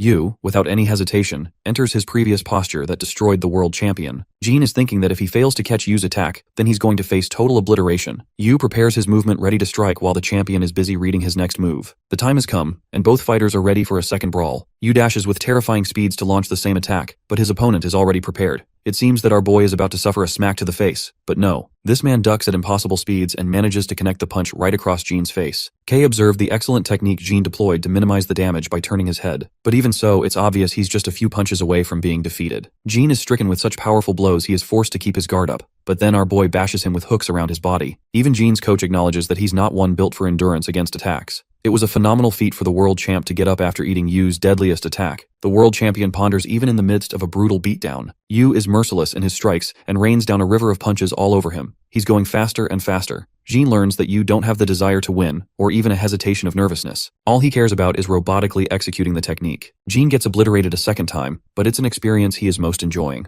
He is knocked down for the second time in the first round, so the crowd is almost dead certain Yu will become the new lightweight champion. As he is down, the world champion contemplates his previous train of thought about the imperfection of humans. His family faced a harsh divorce, and he grew up with a backstory like many other people. He grew up in a house where all he could hear was noise. The countdown continues while Jin's coach is begging for him to just accept defeat. He bluntly thinks that he was a mistake that should never have been brought into this world in the first place. Coach K is cheering as he's done the impossible again. Jin stands right back up on his 2 feet because that's who he is, while panting and exhausted, faced against a monster that eclipses humanity. Back when his mother left the family, Jin's father was reduced to a pitiful state. He was an incompetent man who did not care about the consequences of his choices. That led to this broken family. Even comparing himself to his father, the boy was patient and thought of himself as competent. Back in the ring, the crowd roars witnessing the world champion's undying persistence. Uncaring about the rest of the world, Yu prepares his posture a third time, which will likely be the end of the fight. Coach K is looking for him to end this fight, while Stella quietly prays for her partner's well-being. Yu launches himself at incredible speeds to finish the fight, but the referee intervenes just before he could deliver the final attack. The first round ended in the nick of time, giving Jin a chance to recover. Bro was inches away from death. But anyway, Coach K is convinced that Yu has proven his skills are superior to even the genius of the lightweight boxing division. At the same time, he's the only one who survived Yu in the first round when all other fighters fell. Jin received treatment by his coach who had never in his life expected for the champion to take such a brutal beating. He's worried about the boxer's life instead of the titleship match. Jin's coach knocked some sense into him, demanding that he stop the fight as it could cost him his life. Responding to that question with a shaky voice, Jin ponders the meaning of life. He thinks that dying in pursuit of one's goal is the most honorable meaning imaginable.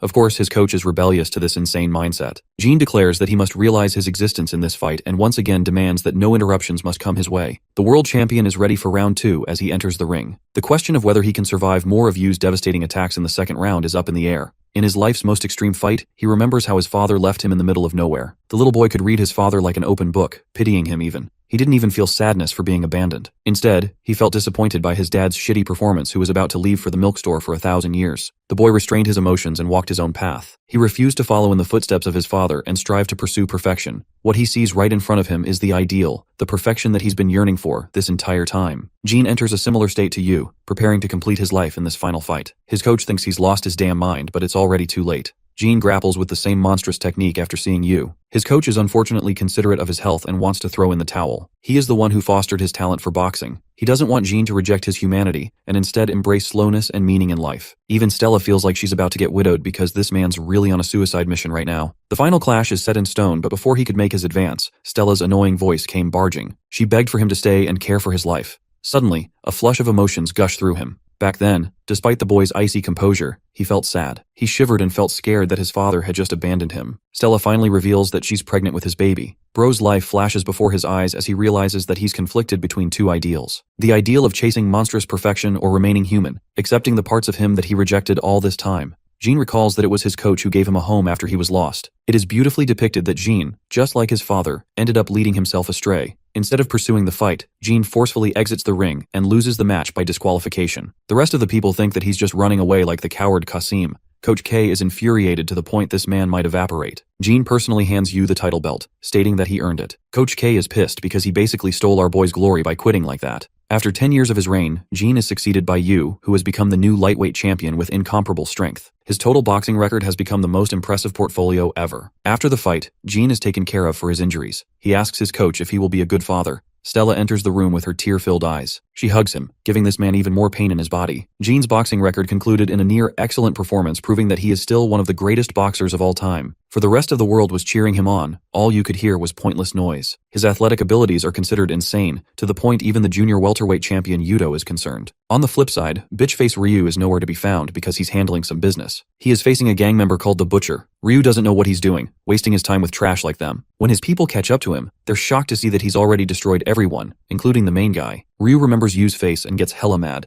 He vents his frustration by kicking the guy down until he's satisfied. Ryu is furious he's been wasting his time like this. As for Jay, he's the most excited bestie you could ever dream of. But at the same time, Yu's expressionless face is enough to show that he really doesn't care about belts. This leads to the question of why our introvert cat lover became a boxer in the first place. Though that remains to be said, Jay celebrates with Steel and his coach. It is revealed that our favorite blonde boy will debut in his boxing match soon. Jay gives an innocent smile which is unbefitting a boxer. His coach remembered Jay's father's time in the ring as he fought him. He imposes a strict restriction on Jay never to watch Yu's matches because he's in a league of his own with a different boxing style. Instead, the coach recommended that he watch Yudo Takeda's fights, who is considered the finest in-fighter boxer in the world. Even though this is the advice he's given Jay, there's the fact that Jay is basically level 1 compared to a certain boxer. The coach remembers this boxer as a man who was respected by this generation of boxers all over the world. He is the same man at the beginning of the series who saved Yu. Jay's training for his upcoming debut match is about going full swing. In this world, there are people with stories of overcoming adversity. Then there are those who become bitter right after their initial successes. Finally, there were monsters like Yu who stood as an endgame level boss for the rest of the fighters to defeat. Though everyone has their story, the real protagonist of this one is revealed to be the blonde boxer who realizes the same boy he rescued has become world champion. He randomly shows up at the gym, shocking Johnny Boy and his coach. Boasting the radiance of the sun itself, the man remembers that he aims to fulfill a promise with someone. Back to Jay's side of things, he's out here living the life thinking he's going to finally break his limits to become a boxer. This time, the story focuses on Jay's perspective. After Yu demolished Bakugo's cousin next Tuesday, Coach Typhoon Kim boringly stared at the window bearing a gloomy mood. He was expecting such a huge catch in Ryu, but it was no longer relevant. Typhoon was a good guy who wanted to hand a prized possession of his gym over to Kei's hands.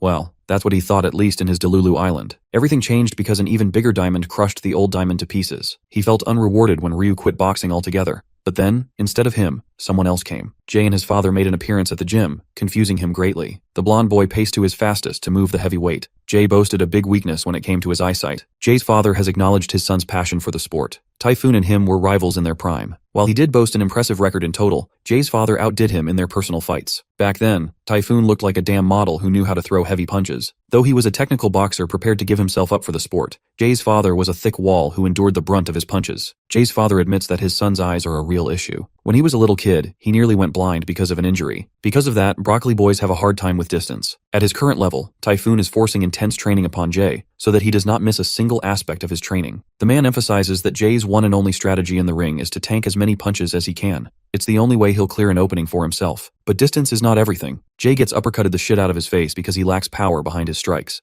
He has to overcome many aspects of his training to reach the level of the average boxer. Jay retaliates with a hook in close range. Typhoon wants Jay to just hammer through his opponents with consecutive attacks. He even has no glasses policy for Jay so that he can train his eyes. Every part of his body is trained so that he can build a physique for survival. Typhoon does not want his stupid dumbass to enter in a debut match when he's not ready, especially with a disadvantage. More of their training continues, even when it comes to silly mantras from TV chefs. Typhoon's forceful style with Jay reminds him why he became a boxer in the first place. He believes the boy's talents are comparable to a tree rather than a gem. While other people's values are decided from birth, trees will always continue to grow even if they're broken countless times. Typhoon's focus with Jay is for him to develop into a firm tree who can withstand the heaviest obstacles. Time is a commodity given equally to all humans. The three protagonists are no exception. While Yu achieved monumental progress in mere moments, Ryu bit the dust and flopped completely. Lastly, there was someone who did not give in to gratification of the present. He waited and passed the time until his progress rewarded him in the future. Finally, Jay's debut match was set in stone with his opponent being decided. His coach is a little nervous to tell him that his opponent is literally going to eat him alive. Like this is a Giga Chad fighting a cockroach. Rock Kang has double the wins and few losses. In fact, Rock was actually a champion in his prime. The dude is the definition of a master of infighting along with compounded experience that Jay lacks. Jay is basically going up against someone with his skills bumped to 100. Typhoon mentions that rookies don't get paired up with people like that in general, but all the seeds were filled. Steel thinks our boy is getting chewed alive in that match. Typhoon slaps his bald-ass head and tells him to be optimistic. Bro talks about eyes when he doesn't even have any. The good news for Jay is that they too possess an infighter who became a national champion. What's funny is that this is revealed to be Steel himself, who is the middleweight champion of his division. Bro is Mike Tyson's cheap copy, and immediately calls Jay an easy opponent. The trash talk is real with this one. Infighter boxers are known for throwing hooks and uppercuts in close range. That means it's a battle of attrition and spirit. It's ugly boxing where you really have to tough it out with your opponent. Typhoon helps Jay train using the immovability of a tree. It's clear as day he will still get demolished in a show of strength. The coach admits that Jay's physique is suited for an outboxing style instead of taking punches like an inboxer. In the ring against an opponent that far eclipses Jay's capabilities, the question remains of how he will overcome such a challenge. Our boy dashes with incredible speed to slip past Steel. This allows for an opening that the opponent did not expect. Jay lunges forth to attack Mike Tyson from the side. The result? Bro gets squashed in the face. It's obvious that Jay has many challenges to overcome against a seasoned veteran who knows so much about the game. However, one advantage rookie players possess over veterans are their past records. They can learn by watching and exploiting weaknesses. The best advantage Jay has is that no one's got any data on his skills. On the other hand, his opponent has plenty of matches on broadcast. Typhoon's strategy is to use this advantage to predict Rock's moves.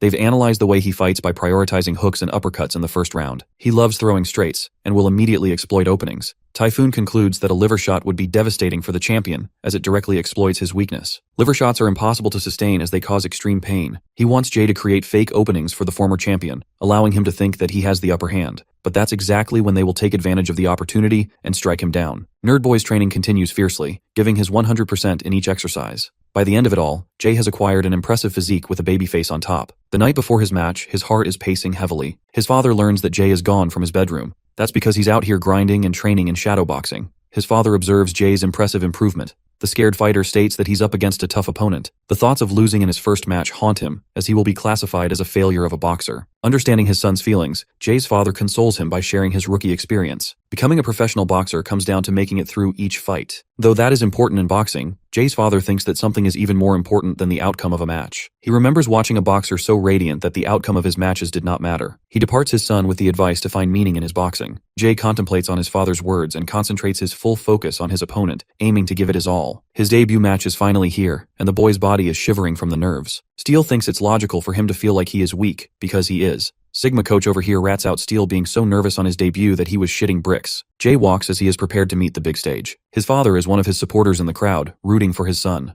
The boy carries each step into the ring with conviction. He dawns on the spotlight and sees his muscular opponent who looks terrifying in person. Jay quiets his fears and concentrates on his fighting skills. Typhoon reminds him of their battle strategy. Jay recalls that he is supposed to pretend as an outboxer and then switch to an infighting style. The boy keeps in mind all the things his opponent could throw at him. Jay is mustering his confidence, but the moment the fight begins, a punch is already gunned for his head. All that motivational speech ended up in a total mess as Blonde Boy got knocked out in the first strike. Typhoon realizes that Rock isn't hesitating in ending the fight because he doesn't know about his opponent's style. If it were any other boxer, they might have stayed down. But this is our best boy Jay, who squared up against his bully even when he was outnumbered and outclassed. That's exactly what's about to happen now too. Jay has faced the wrath of his bullies to the blows of an indestructible classmate, and now he's eating punches from a national champion. He's a veteran at getting his face smashed like a punching bag, but that's what makes him so formidable. The amateur boxer reflects that being punched alleviated his nerves a little. The champion is rather impressed by his feat. The fight begins again. This time, he's prepared to minimize damage close to his chin. The national champion wants this match to end quickly, so he advances full speed to exploit Jay's range. However, the attack that was supposed to hit is evaded by Jay's edge in speed. He dodges more of the boxer's brutal advances, giving him the illusion that he's an outboxer with good dodges.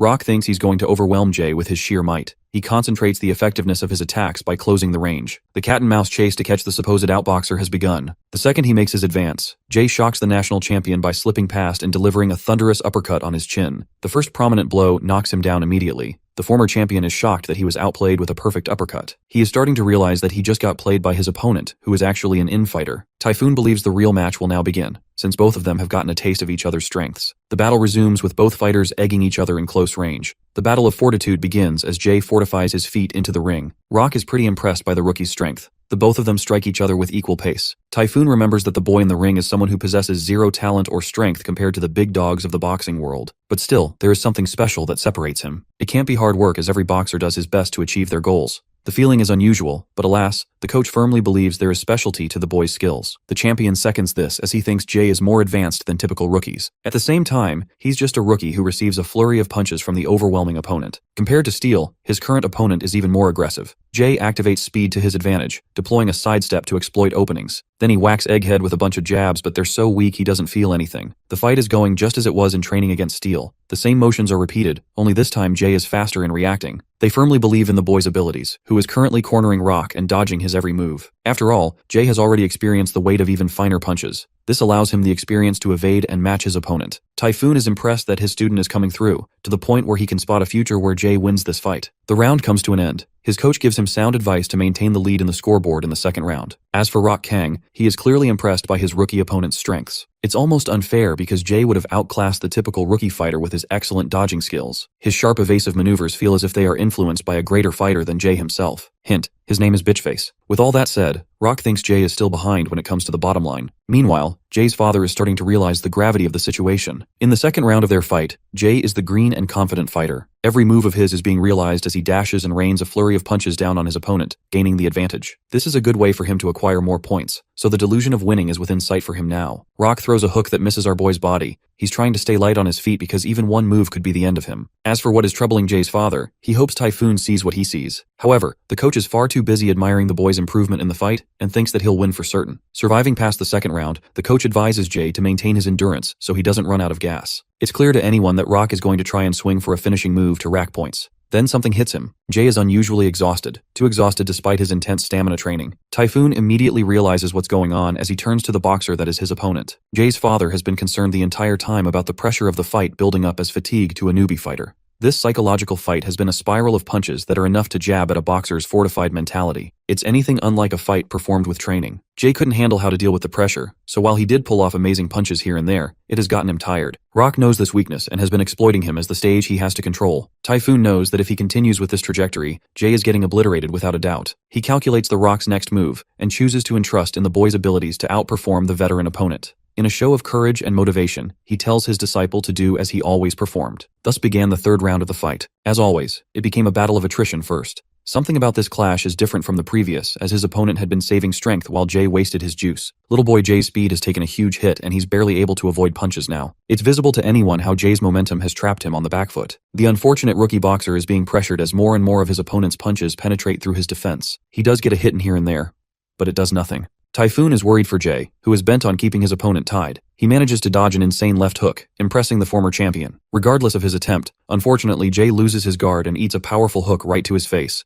This should be the decisive hit that spells his end. His body collapses as he's knocked on the ground. The countdown for his demise begins, with Jay resting in the contemplation of his opponent's amazing strength. Jay is pressured by the insane difference in the fighter's experience. At the same time, this is a boy who used to take a beating daily. He's not down for the count and still gets right up. Rock is able to tell that he's faced strong opponents before to have come this far. The rookie fighter has earned massive respect from him. To honor him, Rock wants to use his most powerful technique, which spells bad news for Jay. The match appears to be in his favor, but this kind of moment is exactly what Jay had been waiting for. He ducks his fist and creates the perfect opening to launch a thunderous liver shot. Alas, even with his best attempt to finish him off, the attack gets blocked, and in return, Jay is knocked down again. The match seems to be a loss for our blonde boy who couldn't overcome the veteran no matter how hard he tried. He lies contemplating what sums the value of a person. Even his opponent is secretly rooting for Jay to learn from this experience to overcome him. The winner and loser is always determined by the conclusion of the fight. There are indomitable forces who rise to the top, but only a handful get to experience the flames of such heights. In Jay's case, his answer is clear as day. He refuses to give up even if the outcome will result in a loss. The boy is ready to give it his all even if the outcome is set in stone. Even after experiencing 2 major setbacks, he's gotten up again. The referee wants to conclude this match against the rookie's favor, but realizes that he's still hungry and laser-focused for more. To respect his integrity despite the damage, the referee decides to continue the fight on the basis of stopping the match next time he collapses. The round resumes with Rock pummeling through Jay's defenses. He's definitely not in the mood to hold his punches and maintains tight pressure against his opponent. Then, just like the previous round, he corners him and throws a barrage of punches. In his mind, Jay has already accepted that he might be one of those boxers who lost their first debut match.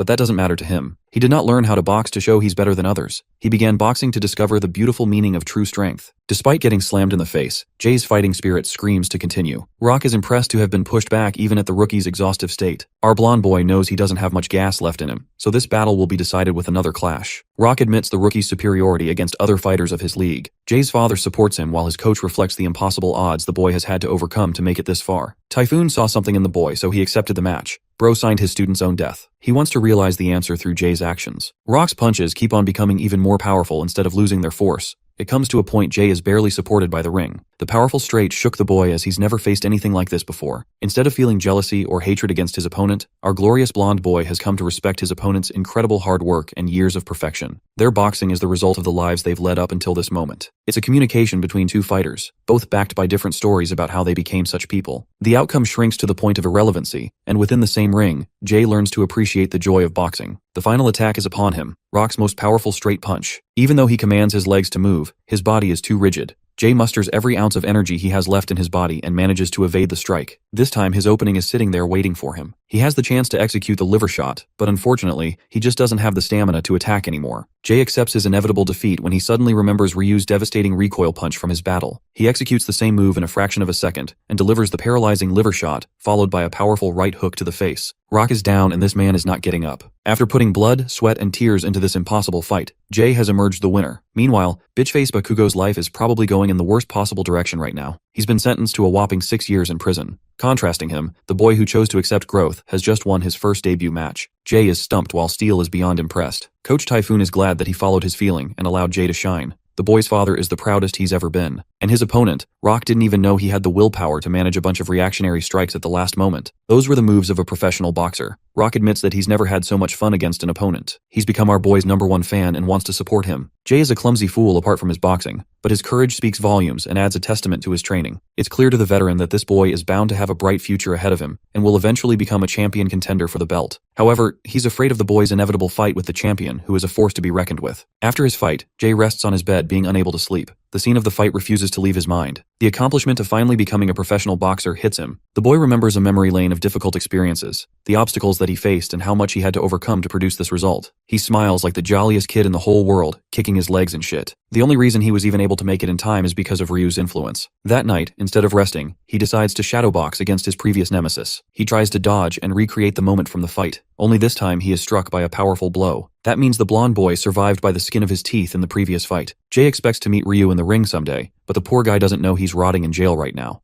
After exhausting himself in training, Jay wants to head home, but he's not ready to call it quits and sees Yu's piercing shadow. The fight doesn't even begin before it ends. Bro realizes he's just a tiny ant compared to the boxing god. He may have called it quits, but Yuto Takeda is hard at work trying to fight the monster that obliterated Gene. Yuto confidently blocks his anticipated strikes, and like the Sigma World Champion he is, plans to do 100 more sets. The perspective shifts to the reporter, who explains that Kei expressed public dissatisfaction with the conclusion of the match. He publicly announces that his next endeavor is for Yu to conquer the junior welterweight class. Kei wants to go as far as to challenge the champion directly, but that won't be possible because of rules. The coach advises Yuto to enjoy his belt for however short a time that he can. Right after the conference, a match was fixed between Yu and Elliot von Heinberg. He stands at the top of the world ranking in his class, and facing him is the world champion of the light division, Yu. This division boasts the strongest fighters. Even though Elliot is supposed to be the fittest of them all, he underestimates his opponent greatly. Bro thinks he's him, but he doesn't know the smoke he's about to catch. Elliot's goal is to defeat Yuto. Does it surprise anyone that he gets shot by Yu, because that is exactly what happens. Bro got massacred with Yu dodging every last one of his attacks. The dude was playing with him and didn't even retaliate. Elliot felt humiliated being unable to land a single hit on his face. A boxer of his caliber is bound to feel insulted after such crushing ignorance. After the conclusion of the first round, Elliot's ego is absolutely crushed. His coach advises him to keep his head out of his ass and focus on the game properly. The second round begins and, well, good night to Elliot the arrogant bitch. You should rename himself to One Punch Man because this man one-shots everyone he sees. This match is a public show to demonstrate his might to the reigning world champion of the division, Yuto. It's a way to say, I'm coming to knock you right out. Yu has demonstrated that he boasts the ability to end a fight the second he wants it to end. He is at the pinnacle of talent while Yuto represents hard work. He goes for another run, while his coach is worried. They thought that Gene might be an easy opponent for Yu, but now it's become a real problem as even Yuto's most difficult opponent suffered a humiliating defeat. Yuto is running like crazy. This man knows he is cooked. His coach knows Bro is cooked. Everyone knows he is cooked, but he still keeps training.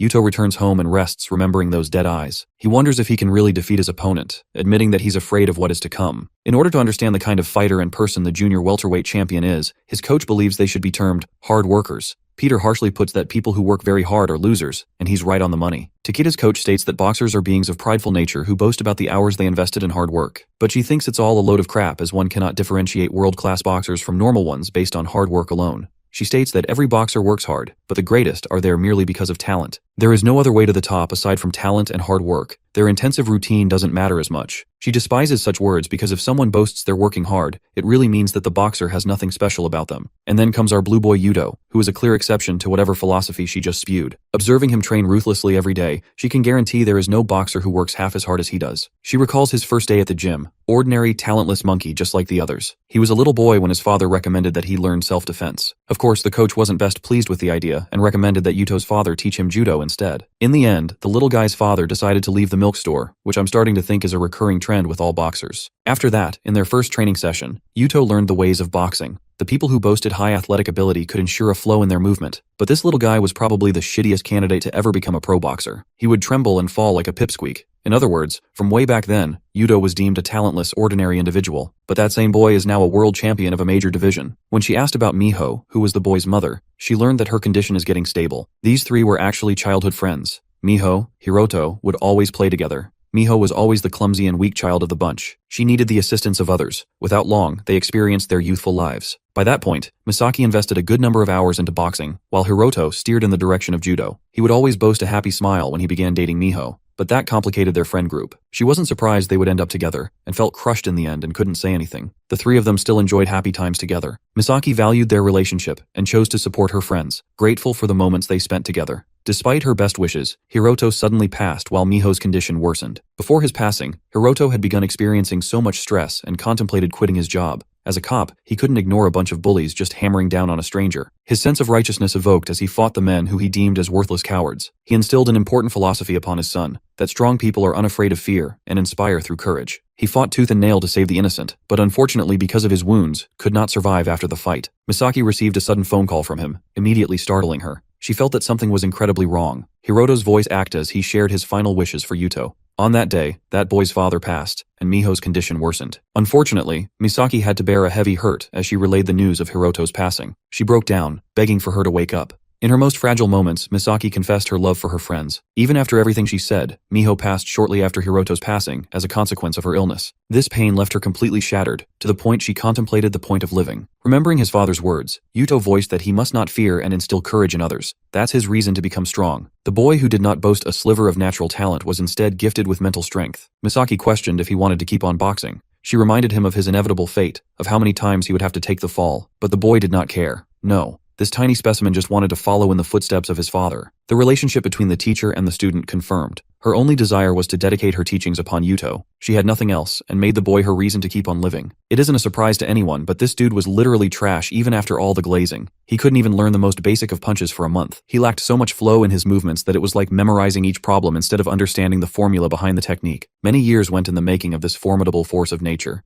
Yuto became a beast to be reckoned with. Then, a sudden transformation occurred. 10 years went in the making of this behemoth. His body is the first aspect they focused on for intense training. His immediate routine was to run 6 miles after waking up, followed by 2,000 sit-ups and 1,000 push-ups. He's really out here giving Saitama a run for his money. His traditional boxing exercises continued all the while he was a mere teen. But it was necessary. Every part of his training was necessary to become an indomitable force in the ring. Initially, he struggled greatly against the boxers after reaching his peak strength. To understand the idea of a growth peak, Misaki explains that each person has a growth graph. Their talent and effort go hand in hand on each axis. A person starts from a mean position of nothingness and eventually experiences a certain level of growth each day. It's the most enjoyable period of growth, but after reaching a certain level, it stagnates as the limitations interfere. Eventually, with that kind of pace, even a professional will experience major plateaus. It is different for each athlete, though if one perseveres through this slump, they can become a master and attain a steady slope. Nothing could compete with such improvement. After this gentle period comes a rapid decline, an end to a professional's career as a result of aging. The world champions boast an extreme amount of talent paired with strength. Compared to their graphs, Yuto was freaking embarrassing. He was literally trash, with no signs of growth after his 3rd year of training. Peter is stunned, but it was true that his dreams were eventually crushed to the point others would begin overtaking him. Now imagine having all those negatives and still becoming the strongest infighter boxer in the world. Misaki states that something happened when he woke up in a hospital. That changed everything about his life. At the time, the boy was in high school. Normal people have idols or heroes they value in life. For Blue Boy, it was his dad. Entering his new school life, Yuto found himself different from others who followed their own paths. There were bullies, and then there were victims. Such was the case in his class because there's always a blonde fuck picking on the introvert. Yuto became a hero for that boy, and shocked everyone with his courageous resolve. His grip squeezed the life out of the punk who was finally getting a taste of his own damn medicine. Murmurs of Yuto being Hiroto's son peaked among the class. They all thought he was cool until the dude got punched in the damn face.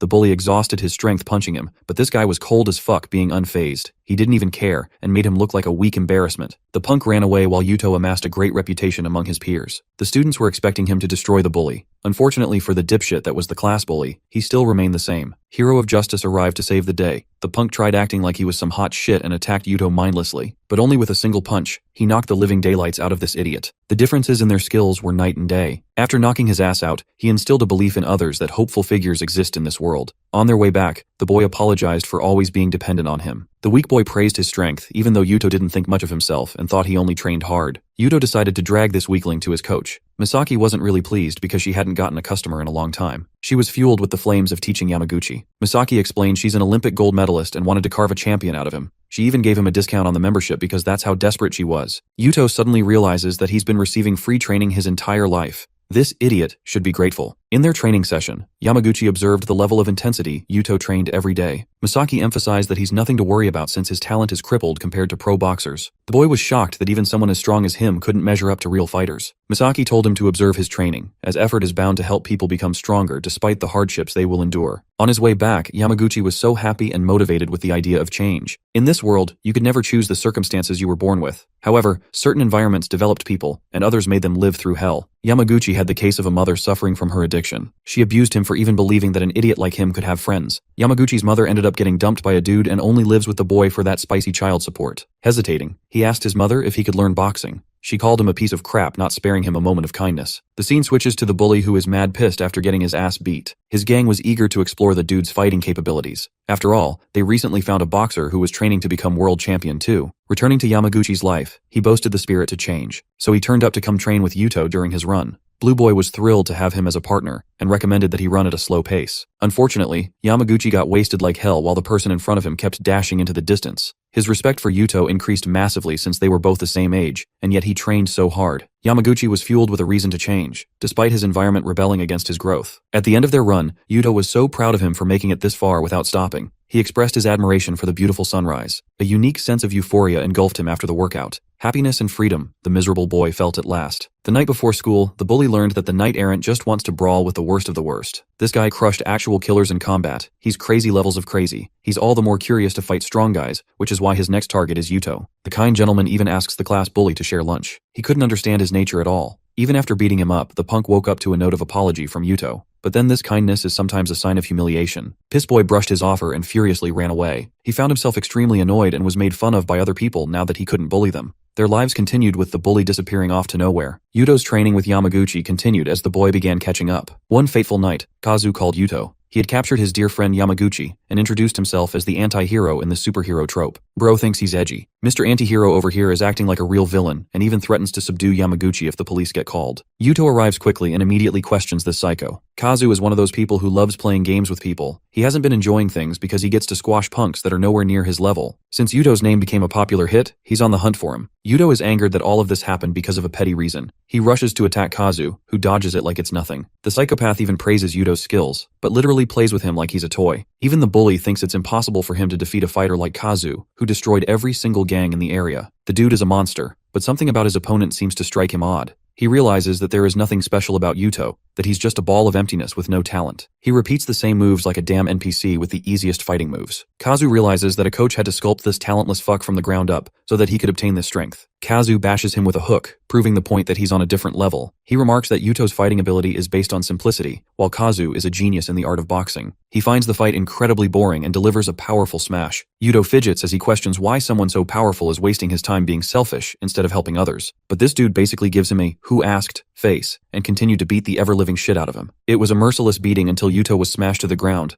All the while Yamaguchi felt guilty he was pathetically useless in helping his friend. The people who lived for themselves could not infer value from one thing to another. Going home that night, the miserable boy returned to find his mother beat up and abused. The next day, Yuto woke up in the hospital bed with a letter from Yamaguchi. The boy had already sold his life in service of working so that he could earn money. He knew he couldn't have a normal life despite everything he did. In the end, he succumbed to the violence of his life and removed himself from Yuto's life. The moment he read this letter, a transformation occurred. Yuto's entire being changed even after experiencing his growth period. He vowed to become even stronger. In that same condition, Yuto showed up to Misaki, stating that he will become so strong and become a living symbol to prove that circumstances are inconsequential if one works very hard. That was the day the world champion Yuto Takeda fully materialized. Kisaki bashed him during their training after learning about his fight against Kazu. She knew about the unrivaled talent of the genius boy who was considered to be the next greatest boxer of their generation. Misaki wanted to support Yuto's vision to defeat him, so she entertained his delusion through their training. While Yuto doubled down on his training, Yamaguchi felt even more miserable doing his shitty job. The night finally came where Yuto faced Kazu a second time. The result? He got his ass beat the same way like last time. But even after getting taken down, Yuto vowed to crush Kazu's talent someday. After that defeat, Blue Boy decided to switch strategies. He decided to quit his school life to pursue boxing full-time. Misaki, being a responsible adult, wondered if she should help him realize more fruitful paths than boxing. She wonders what his parents would have told him, and decides to give him an answer that he wanted to hear the most. A sign of approval. Yuto's training continued, more and more, from one machine to another. The night of his third fight against Kazu was here. Yuto was defeated again. Without breaking his heart, he returned to train harder. Then their fourth fight came. Yuto was defeated again. He trained again and challenged the genius boxer a fifth time. Kazu was really starting to get bored now. Yuto was defeated again. Yamaguchi cried as he remained miserable and succumbed to his rigid environment, while Yuto trained every single day to change the impossible to become possible. Years passed, and there had already been dozens of times he lost against Kazu. The second he woke up, his only thought was to train. Being so damn stressed, he couldn't decipher a dream from reality. But Misaki felt shocked, because she was seeing him obliterate his growth peak. He became living proof of an athlete who grew past his potential. When Yuto challenged Kazu again, even he was surprised by his improvement. The outcome remained the same, but he was actually glad to see some growth. Yuto couldn't even harbor the words to speak, but everything he was muttering about related to his mistakes. Kazu was getting impressed by his continued rate of improvement, and then one day, Yuto proved to be trouble for him. While his friend contemplated ending his life, Yuto, in his third year of going professional, had several bumps in his rate of improvement. He had become a monster who trumped the genius of Kazu, dishing out a punch that we all had been waiting for. Yamaguchi remembered the beautiful sunrise he shared with Yuto on their first run. A human who had passed the abilities of talent had been born. Yuto Takeda, in his present prime, answers that the sport of boxing is proof that anything can change through hard work and dedication, no matter the circumstances of anyone. The world champion's mission to prove that hope exists for all. The big day is here. The final match between the world champion Yuto versus the lightweight division superstar Yu. The crowd is cheering for Yu's godlike talent as he emerges from his side. Those eyes with unparalleled talent take the crowd by storm. This is the man who didn't take a single punch from Jin, and now he's hungry for his second title. From the other side emerges the champion himself, Yuto Takeda. He's the guy who is strongly boasted as the best infighter in the world. It is Yuto's incredible hard work that made him the boxer who conquered the junior welterweight division. The difference in their physique is hilarious. Yu's bottomless eyes stare in indifference. All eyes are on these two fighters, each representing the peak of hard work and talent. However, even the commentators are confident of Yu's immediate victory. They don't think the reigning world champion has a chance of surviving this calculating monster. Misaki reminds the blue boy of their game plan. His heart is racing as he stares into an intimidating boxer. Yuto thinks that it's okay if he gets knocked down because he can always get back up again. The fight begins as he dashes to attack Yu, attempting to overcome the wall of peerless height. Evading his deadly jabs, Yuto cuts past Yu's line and takes the fight in close range. However, our boy dodges and maintains his distance. Misaki's game plan for him is to keep the pressure on his opponent. Back when they watched the match with Jin, they realized this attack of Yu is impossible to counter. The only solution against such a move is to compromise the range of his opponent. Yuto capitalizes on pressure, making sure Yu never gets the chance to deliver his lethal move. Their plan is to draw the fight for all 12 rounds, and something they've learned from Yu's fights is that he never experienced a drawn-out battle. They think it is possible his body will show signs of weakness, giving them the opportunity to defeat the monster. But this simple and see-through plan is well within the expectations of K. In their battle strategy, he coached Yu about Yuto's strong points. His muscles are the ultimate defense, while his lightning-fast speed and incredible stamina make him a force to be reckoned with. In essence, since Yu is an outboxer, Yuto is supposed to be his greatest weakness. Yuto's stamina is so freakishly powerful that he doesn't show signs of fatigue even in drawn-out battles. At first, Yu planned to strike him in range, but he's in the mood to prove a point. Adjusting his position, Yu shocks the world as he mimics the world champion's stance. K wants the world to know what true talent really looks like. The world is stupefied, including Yuto, who doesn't want to focus on overthinking and instead prioritizes the attack. Then the first punch rains on him, shocking the spectators. A second punch follows and connects, putting this dude in a daze. He's like, what in the actual F is going on right now? The thing is, Yu is copying each of his movements down to the smallest of details. What's more is that he's faster and more precise than the guy who spent a decade honing his skills. Misaki is rendered speechless while Blue Boy is literally questioning his life's decisions. He's realized that this is the level of talent that cannot be contested. It is a fact of reality that Yu would defeat him every time they faced each other. The crowd goes wild seeing Yu's sudden shift in fighting stance. A person mirroring his abilities is outclassing the world champion in a devastating beatdown.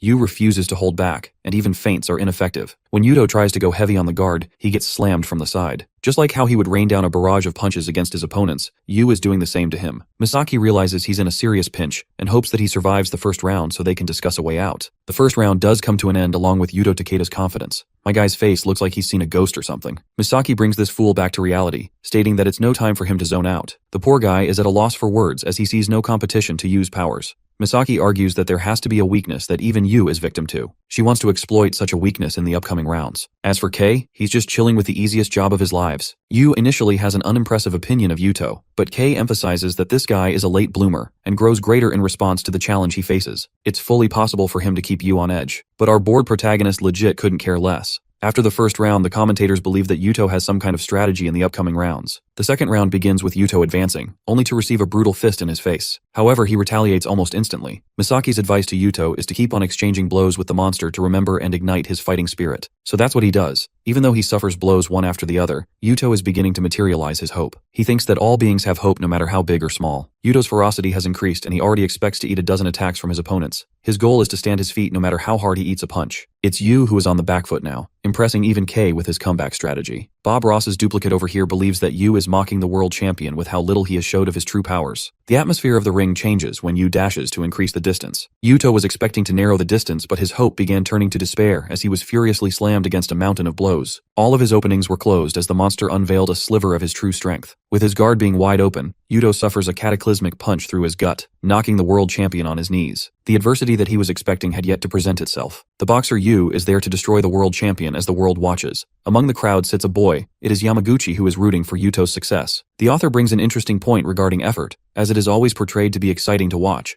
But the reality of true effort is the loneliness and mental fatigue that comes from doing the same thing endlessly. Misaki saw the shadow of his parents and her old friends while he suffers to maintain a plank. So after the training, Misaki almost wanted to sway his mind about boxing and decided not to pursue the thought. Back in the ring, the world champion of the junior welterweight division is suffering immense pain. It's hard for him to breathe, but the blue boy remembers the power of friendship and gets right back up. However, his opponent Yu remains unfazed and undeterred. The big question is how he is ever going to overcome him. The round continues with Yuto analyzing his situation. He knows that he has to suffer through the hits and break inside Yu's range. He does that successfully and manages to close the gap by putting pressure on Yu. Gojo's dad Kei is impressed that he's trying to make a comeback, but even Blue Boy is starting to realize that he can't keep up for long. Yu goes on the offensive, giving him a fraction of a time to wonder what he should respond with. The monster delivers his killing move, but something impressive happens. The world champion has cut past his attack, putting Yu off balance at the last second. Coach K is ecstatic for the hard-working boxer. The second round is coming to a close with Yuto giving our boy a run for his money with his tackles. The world champion perseveres against heavy attacks to the point even his body of extreme endurance is starting to wear down. Yuto dashes faster, only to get punched so hard that he's knocked down for the second time.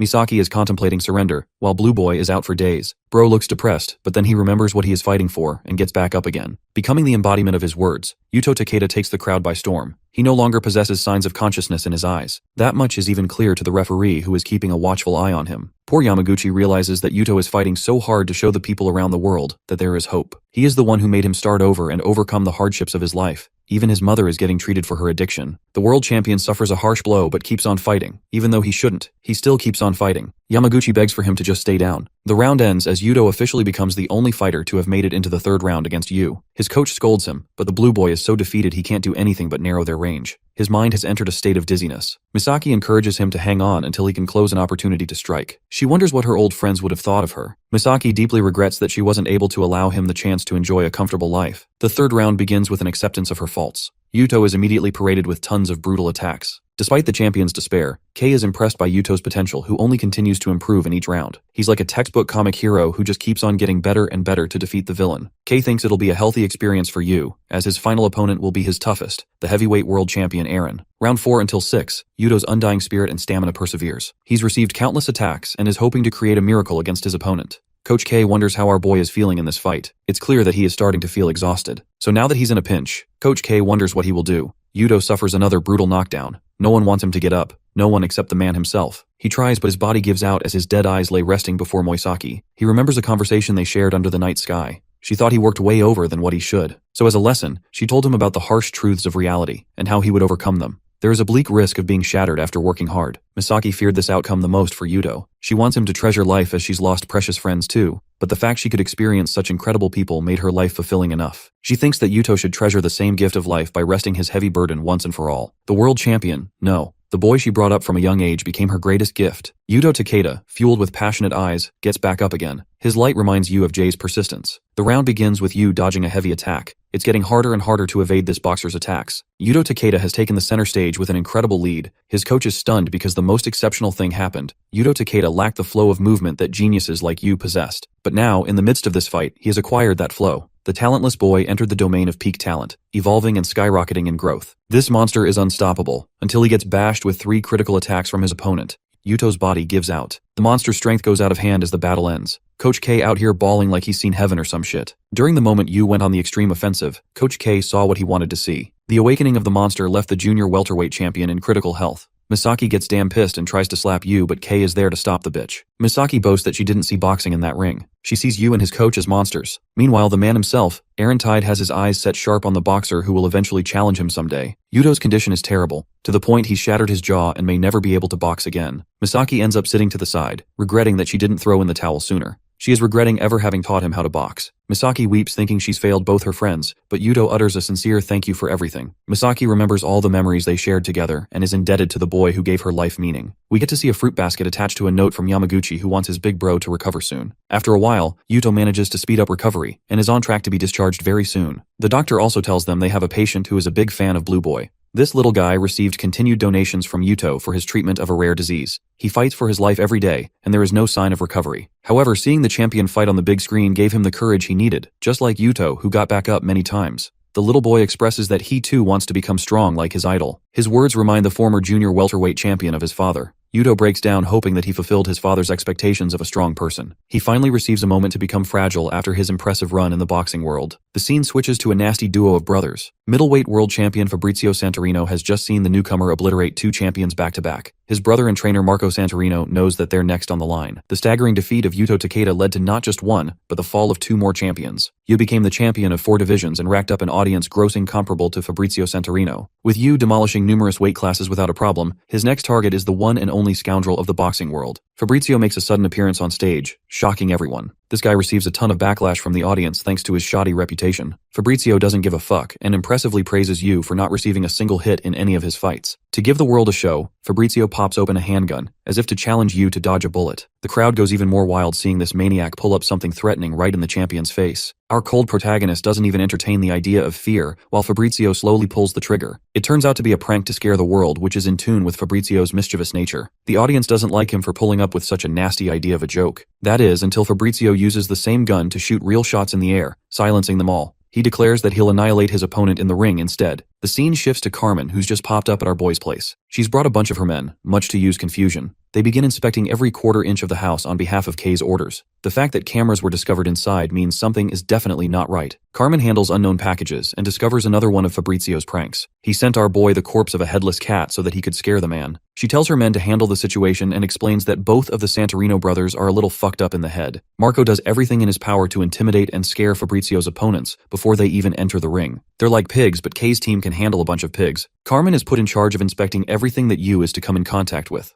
The mental warfare between the world champions is already underway. After a deep inspection of the site, they found 30 devices to spy on our boy. Carmen explains that a boxer named Chavo Urus became the middleweight champion after the retirement of Bob Norris. Yes, this is the same Bob from the commentators. He's one of the legendary 5 that Kay trained and made a killing machine out of. Carmen muses that Kay's last 2 students are barely anything resembling humans. Soon after becoming champion, Chavo caused a sudden upset being defeated by Fabrizio, who toyed with his mind. The man manipulating him behind the scenes was Marco, who made sure the boxer couldn't fight at his best. This is to emphasize that Yu's next opponent will take more than just raw skill to defeat. These guys are pussies who don't fight on fair grounds. Carmen warns our boy to trust only her and Coach K. Yu's usual training continues with Carmen keeping a strict watch. She learned that his daily life is pretty pathetic, as all he does is cycle between the home and the gym. There's a sudden shift in Yu's eyes, as if he's even more depressed now. After this training, Carmen and Yu head home when he asks about the bodyguards. She tells him they're guarding his place. She tells Yu to prioritize his own life if they ever get attacked in public since she can handle the threats by herself. At home, Carmen is forced to be his cook since they can't trust anyone. She recommends that he doesn't eat food outside since fast food workers are easy to be bought as they're already surviving on pennies. Carmen winds up preparing a bunch of different dishes for him to eat, admiring her own cooking skills. She's stunned when she sits across the table from him and sees Yu's frowning expression, something she had never seen from him before. Poor girl gets triple the shock when our boy can't even eat her food without throwing up. Carmen's self-esteem gets disintegrated as Yu barely manages to finish his meal. At night, he takes a shower before bed. Bro's got the physique of a Greek god throughout his years of training, and unfortunately, even our girl Carmen can't ignore looking at them. She's out here remembering how he built an impressive physique ever since he started training. After the shower, she's surprised to learn that Yu doesn't like sleeping in the bedroom. He prefers the bare floor out of bed, surprising best girl once again. Since Carmen has to keep watch over him, they sleep together. She thinks Yu is more human than she initially thought. She could see it in his eyes that he was about to cry. The idea of a human side for this boxing monster intrigues her. The guards working under K deliver the footage to K. Bro is out here stalking Yu on speed dial. The next day, these poor guards have to suffer keeping up with the world champion's training routine. Despite their excellent endurance, they're still no match for the quadruple world champion. When Yu ends up home, he sees an unsightly and bed hair version of Carmen. She instantly slams the door shut before returning like nothing even happened. Bro is genuinely confused about what happened. At the gym, K shows him Fabrizio's recent boxing match. The fight was against the middleweight champion against the world contender John Renault. The coach can just see it on John's face that he's gone through their shit before the fight. The dude is going crazy, much to the satisfaction of the Santorino brothers. The fight begins on near enough equal grounds. Yu is a little taken aback while his coach explains that Fabrizio excels in a dogfighting style. He's the dirtiest world champion when it comes to his rough movements. There's no sense of defense, and the only focus is on the attack. Fabrizio excels in a theatrical boxing style, earning their slander. The opponents he fights are forced to pursue his boxing style, but that's exactly where he wants them. Kay even mentions that Fabrizio is using drugs to cut the distance between their strengths. Peter is among the people of the crowd and recalls the experience from their interview. They don't even give a crap about boxing, both of them. Marco criticizes the boxing fans but thinks they're doing the sport a service by giving everyone a good show. John gets headbutted but the referee doesn't even call it. When he retaliates, however, he gets instantly accused and warned. It's obvious they even bought the referee in this case. Marco takes pride in how the Santorinos handle the boxing world. The match that was supposed to be a show of professionalism was reduced to a dogfight. The reason John became so incredibly angry is when he learned from his daughter she's dating Marco. Now that's an uppercut not even Mike Tyson could recover from. She was manipulated by Marco into believing that he was a good person. Even though his father warned her, she naively trusted Marco. Then one day she came home crying her eyeballs out. It was clear what had happened. It was clear that Marco broke her completely. This is the reason John wants to slaughter Fabrizio, who perfectly plays on the boxer's emotion to deliver the killing blow. Despite being the better fighter, John was defeated because of a dozen fouls and the manipulation tactics of his opponents. This was the kind of challenge that Yu was up against. He resumes his early morning training with Carmen, who is surrounded by multiple men secretly eyeing them. The drunkard right in front has been paid a boatload of money to spill something on Yu. They even dope the shit out of him to make sure he does what he is told. When Yu draws near, the man pretends that he slipped, but our boy just shadow steps so fast and dodges him. Carmen had laid out the initiatives for Yu. She prioritized that he stay clear of any people who come in contact with him. She also wanted him to stay away from the reporters' questions.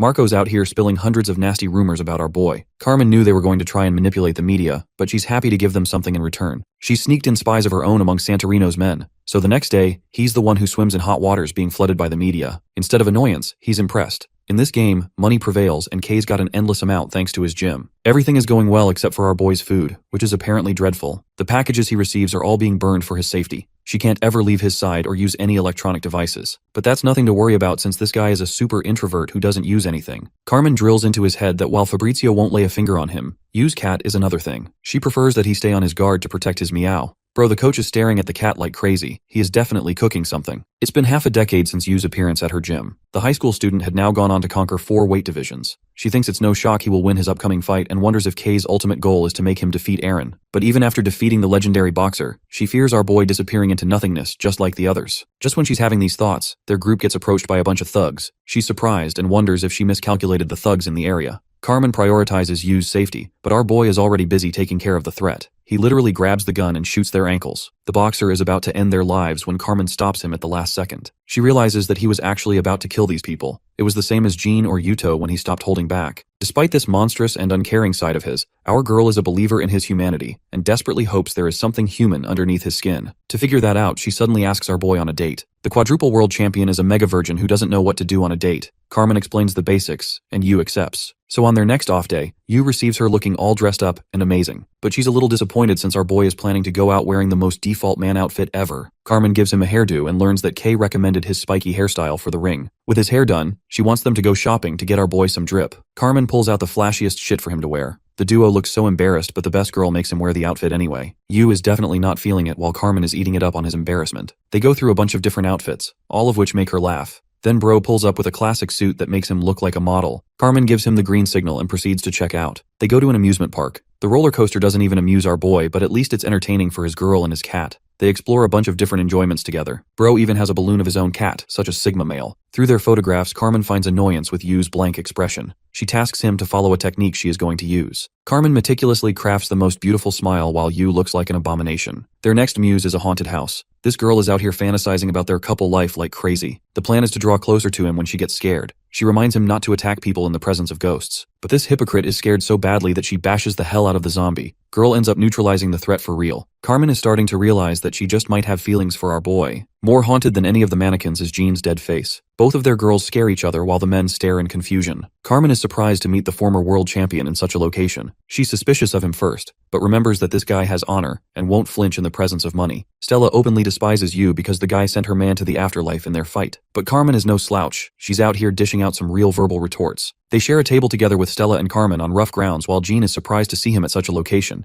He has noticed something about him. The former lightweight champion can't forget any instance of their fight. What's bothering him is the relaxed look in Yu's eyes, as if he has regained some humanity. Jean looks to Carmen and wonders if it's her influence. Bro is out here acting like a Giga-Chad father as he openly spoils his kid. One of the cones ends up falling on top of Yu's head. This comes as an actual shock to Jean, as our boy would never get hit by something like that. Carmen draws information from his match against Marco, who actually gave him a tough fight back then. The guy specialized in expert strategy, and even gave Jean a difficult time. Unfortunately, he was stronger and still won, but Marco's obsession with winning was clear to anyone. The former lightweight champion wants Yu to be on his toes as his opponents are dangerous. Parting ways, Jean just can't help but be bothered about the ice cream accident. He's actually scared of his loss if he keeps relaxing. The day come to an end with the couple chatting with each other. Carmen explores if he found what he was looking for. Yu tells her he wanted to pursue it, but now he's even more confused than before. She questions if Yu will continue his boxing career even if he doesn't find what he is looking for. Carmen recommends that he tries to find that same light in a different aspect of life. She wants him to enjoy the delicacies of life so that he doesn't have to look for anything. She's out here delivering god-tier riz by saying the light might be sitting next to him. After the fireworks, a strange girl approaches Yu as a fan, but she has a message for Carmen from Marco. She rips the note without even reading it. Everything was going well until that point. Carmen still enjoyed the date and prefers they return to their regular life. At that moment, Yu makes an unusual request to go on more dates with her. She feels delighted to say yes, while Marco secretly enjoys their scene. Their daily routine continues as usual, and Yu is actually starting to like her food now. But the more he likes her, the more his boxing skills are taking a hit. The coach is mad, pissed, and wants to have a meeting with Carmen. He scolds her for having fun with him. Coach K is super annoyed and even confronts her for having feelings. Carmen tries to reason, but she gets shut down and relieved of her duty to guard him. Instead, Yu receives Mr. Funny Nose as his new security guard. When Carmen returns home in a sour mood, she is blindsided by a stalker who was awaiting her arrival. The crazy middleweight champion Fabrizio had been waiting for this moment. A callback to the boy's first question. He never found what made it so interesting to hit people. Carmen's state is in a pinch as she suffered nasty injuries thanks to Fabrizio. Yu is devastated when Kay gives him the news. Kay takes the blame for not being careful enough with Carmen's health. He doesn't want Yu to be affected personally and emphasizes that he focuses on his training. In their press conference, Kay meets Marco and immediately confronts him about Carmen's situation and takes light of the matter. The interviewer asks for their impressions of the other person. Marco states that he is extremely proud of the coach with his undying thirst for victory. However, at the same time, he thinks that the boxers under his reign are toys that he plays with. But his newest obsession is just as much of a monster, so he thinks it evens out. The next hearing is from Coach K. My guy pulls the oldest trick in the book and swings full speed for a "your mom" joke. The crowd goes wild while Marco literally tries to attack him. Kay welcomes him to try because he's more than ready to beat the ever-living shit out of him. It's rare for even Marco to get peeved to this extent. The interviewer quickly shuffles to Fabrizio next, who openly declares that he will kill Yu in the ring. The atmosphere is tense as the microphone is finally handed to Yu. The quiet boxer remembers his heartfelt encounters with the one person who didn't see him as a person and valued his life as a human. In the end, hitting people led to the demise of Carmen. Yu breaks the ice and states that he isn't going to finish the fight quickly. He gives the spectators a shivering smile to emphasize that he's going to destroy Fabrizio in all 12 rounds. Peter is shocked because this is a first for Yu, who never even gave his opinion until today.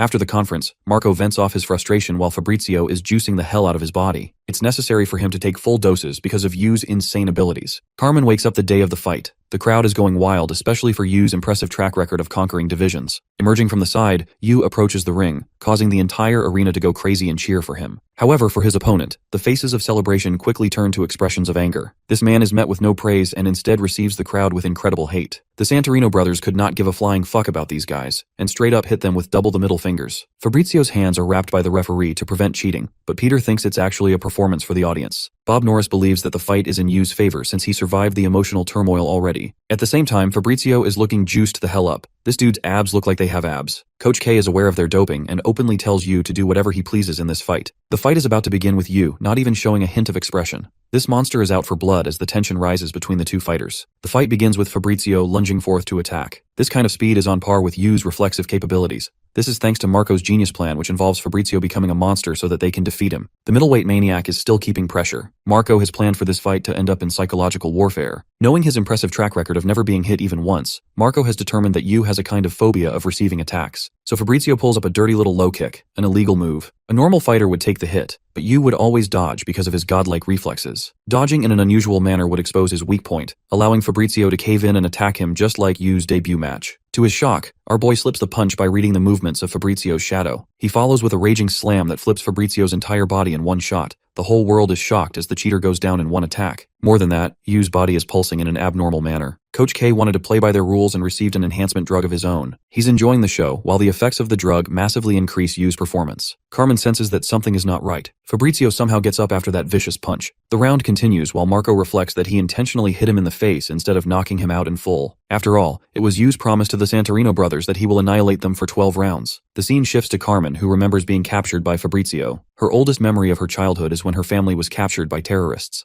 The helpless girl watched both of her parents lose their lives before her eyes. The feeling of loss made her shiver in fear, causing her brain to shut down. She had lost hope and accepted her end when a younger Kay rescued the girl and supported her until she grew up. After she grew up, she wanted to work under him, but by then, Kay had become an unrecognizable man. When Carmen was captured by Marco, she was mainly unharmed, even though they were trying to intimidate her. She comforted her in the face of fear and uncertainty. Marco entered the room and stated that he wouldn't have taken such harsh methods if she complied previously. He cut to the chase and explained that he wanted to make an offer. Interestingly, he asked about Yu. Carmen responded that they boast a professional relationship, but Marco knows she wants to help the boxer live a normal life, away from the clutches of his harsh career. He's aware that a man like Kay would never allow such a thing to come true as he is messed up in the head. The monster that is being nurtured under Kay's care is slowly going to lose all his humanity as a toy of an obsessed old man. Marco wonders if Yu ever wanted to box in his life. His offer is simple. He requires Carmen's cooperation to make Yu lose the fight, setting him free of the obsessed coach. Even though Marco is supposed to be an enemy, Carmen agrees with his words. It's clear as day that Kay's obsession will lead to Yu's descent to madness. At the same time, she believes in the man who saved her. She believes that both of them still possess a human side. Carmen declines the deal and recommends Marco to win the fight fairly. After that, she remembers waking up in the hospital bed. Mr. Funny Nose, or Yu's new guard, tells her about the current state of the match. Carmen remembers Marco setting her free without even hurting her. She couldn't understand his gesture, but it's because Marco doesn't really want Yu's anger to fester into oblivion, so he let her go without hurting her. Then comes the question, how did Carmen get reduced to such a position? She explains bumping into a bunch of thugs, even though it's clear she defeated them last time.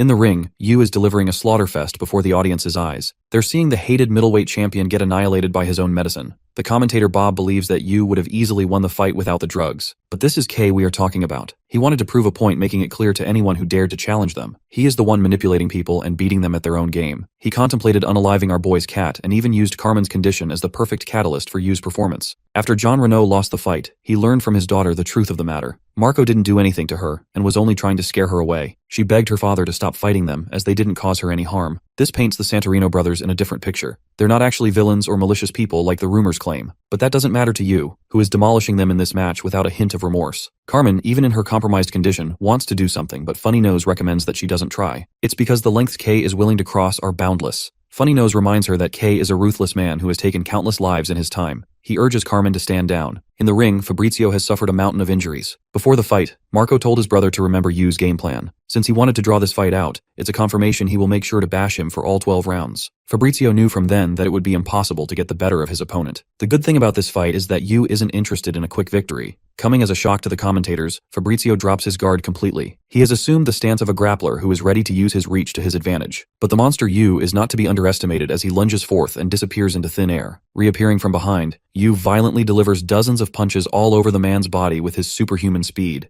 The thought of Carmen makes him speed up his punches even more. A satisfied K concludes that no matter how many tricks his opponent has up their sleeves, sheer power will dominate everything. The current Yu is striking down on his opponent like a calamitous disaster. There's no stopping his wrath, and he emphasizes this point by dishing out a furious punch in Fabrizio's family jewels, taking it upon himself to eradicate the next generation of scoundrels. Everyone saw this low blow of a punch, but the audience cheers for it while the referee refuses to hold Yu accountable. Marco learns that K bought the referee to such a disgusting amount that he's intentionally looking it over. The situation is going against Marco's favor, whose face is of frustration while K dominates as the true predator in this war. Fabrizio gets the ever-living shit beat out of him and eventually loses consciousness as the first round ends. The man vomits after taking so much damage he can barely stand. The audience is cheering for the scumbag's demise as they look down on the Santorino brothers. Somewhere in a church, a woman is desperately praying in the time of hopelessness. The big brother steps into the ring to save him. Marco remembers their mother giving him a drink to perform his best. Even though he didn't want Fabrizio to consume it, he did so anyway. She wants them to stop the fight if they can't win, as their mother truly cares for her children. Fabrizio wants to win this match for her mother, but right now, even his brother's words are incomprehensible to him. Marco instantly realizes that something is not right, as evident by the color of his lips. That's when he realizes another layer of K's treachery.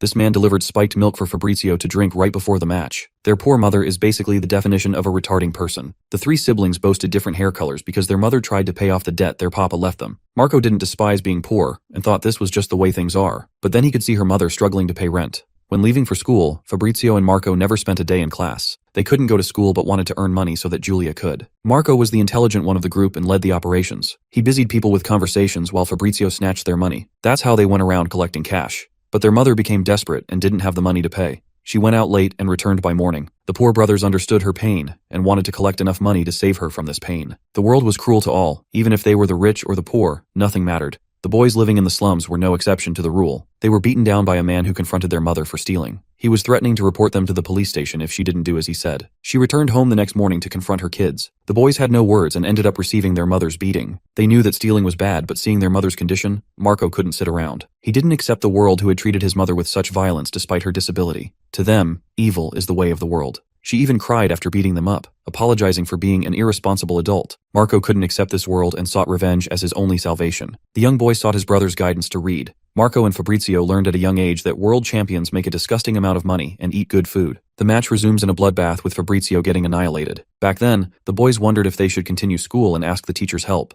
Marco liked the idea and taught his brother how to read first. He returned in the afternoon after spending quite some time looking for their school. Marco did various jobs as a little boy to collect the money. His family rested, but Fabrizio realized that his brother was working day in and out. Marco wanted to exact his revenge against the man who toyed with his mother. He knew from a young age that he couldn't become a good adult. At the same time, Marco didn't wish for Fabrizio and Julia to grow up like him. He wanted to make his brother world champion or achieve something great while he did all the bad things. That night, the boy left to find the drunkard bald freak. He picked up a dollar bill, but right as he did, Marco bashed him with a stick. The little guy underestimated how many hits it would take to knock him out, so he sprinted and laid many traps. Tripping into one of those traps, the man fell face flat into a pool of tar. Using this opportunity, the boy whirled sharp stones all over his head. He knew he couldn't fight a grown man up front, so he took extreme measures to attack from a distance. The bald freak became enraged, playing right into Marco's hands. He had laid many traps for him in the alley. The drunk idiot chose to pursue the boy instead of thinking strategically. In his pursuit, Marco whirled another trap. A heavy boulder bashed the man's spine, but it wasn't enough to defeat him completely. Marco deployed another trap and smashed his nose, yet this persistent freak wasn't letting him go. The boy tried to run until he stopped and confronted him with a sharp weapon. Bald Egghead made fun of the kid for going around trying to kill people. He created a distraction and delivered an agonizing punch that caused the boy to fall to his knees. Egghead calls Marco's mother trash and thinks that he should dispose of the evil kid. Marco confirms that the man is indeed right, and that he should get rid of a scumbag like him. Fabrizio clutches the situation as he and his brother beat the shit out of the bald freak.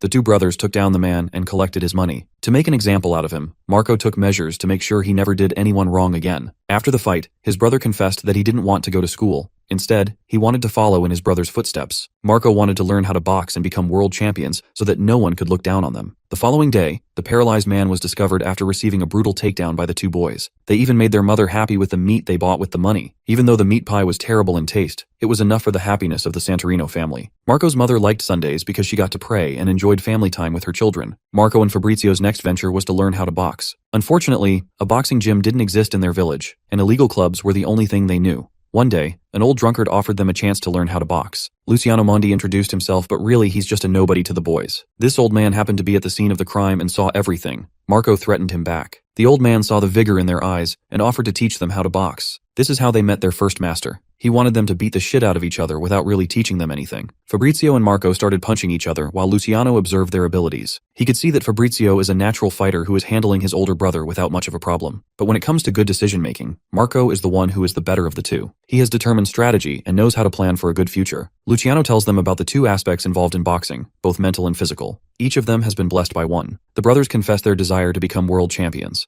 Luciano doesn't think it's enough because a world champion boasts both the physical and mental aspects. Since they specialize in one each, it will be hard. But the final aspect of boxing comes down to pure obsession of winning. That is what made the Santorino brothers so determined. The drunk man boastfully claimed he would help them become world champions if they learned from him. So from that day forward, he taught them how to fight. Luciano didn't want them to focus on their weaknesses and instead prioritize their strengths. He was ruthless with their training. Time passed as they entered their teen years and eventually blossomed into adulthood. Once they became adults, they confronted their wretched father who left the kids and their mother undefended with a load of debt. They beat him up and required him to sign unless he wanted a world of a beating. Luciano didn't interfere in their business and didn't care what they did. He wanted to give them advice but remembered he isn't their parent. Marco invited him for dinner to celebrate Christmas. Moving forward to their family dinner, the drunkard and his boys are pretending to know him as their boss. At home, their mother is surprised to meet an unexpected guest. Marco introduced Luciano as their boss. She treated him with kindness. Julia had also grown up around this time and became surprised to see the older man. She was always the observant type, so Marco had to quiet her down. Julia quickly broke the ice and even played around with Luciano's beard. It might have seemed like Marco's mother is about to end his life, but even she joins in on the fun. The dinner is ready at last. The family offers a prayer before enjoying the delicious meal. After the night, Luciano thanked the boys for showing him a good time.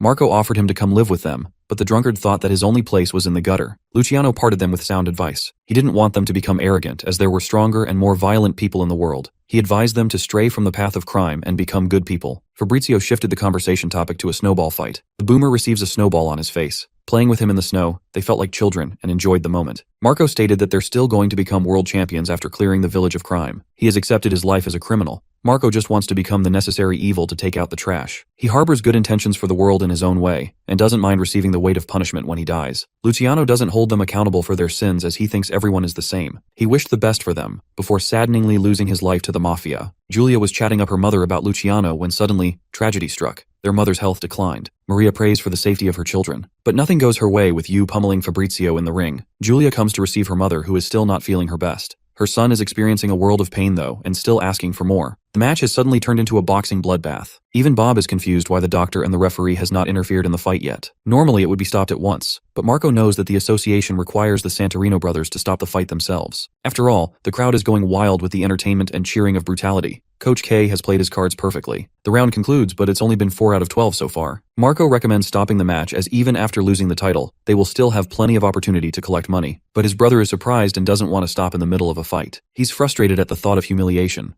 One day, Maria and Julia were attacked by a bunch of crooks. While they remained safe, Luciano suffered critical injuries and suffered a major gash in his abdomen. At the start of the 5th round, Yu is staring down at his prey. Fabrizio remembers Luciano's words, who thought that they could become the most powerful figures in the underworld, but they still shouldn't go down such a path. He recommended his pupils to live their lives as accomplished boxers, even though there were people like Jean and Bob in the world who they could never defeat. He even warned them they might run into a true monster someday. Luciano's prediction was right as Fabrizio stared into the eyes of the predator. He reminded them that winning in life is impossible as enemies are always replaced by new ones. People only live a brief period of becoming the strongest before fading. Such was the life of his own family. It is hinted that he also dabbled into a similar path as the Santorino brothers and lost his family. He didn't care about the meaning of teaching those 2 young boys boxing, even if they didn't end up becoming world champions. Later, the Santorino brothers had to help their mother get a brain surgery. Yo slams down on Fabrizio, much to K's content. He wants him to show no mercy. Fabrizio struggles to keep up against him while Macro is still indecisive of what should be done. Luciano's life came to an end with his parting message for his pupils. Julia rushes her mother to the emergency room because of her condition. Fabrizio is in no condition to fight while Marco begs that he stop the pointless match. But he doesn't want to quit, as quitting would invalidate all of their efforts and everything they've done so far. The fight continues even though Marco fully understands his brother is outclassed by the terrifying boxer. He's ready to throw the towel the second he feels his brother's life is in danger, which is surprising because that dude is barely surviving in this fight. The 7th round officially makes Fabrizio the only boxer to have withstood Yu's wrath to this extent. The terrifying boxer makes his offense without mercy. He doesn't spare even a moment for Fabrizio to attack. He remembers a conversation he shared with his brother when they were young.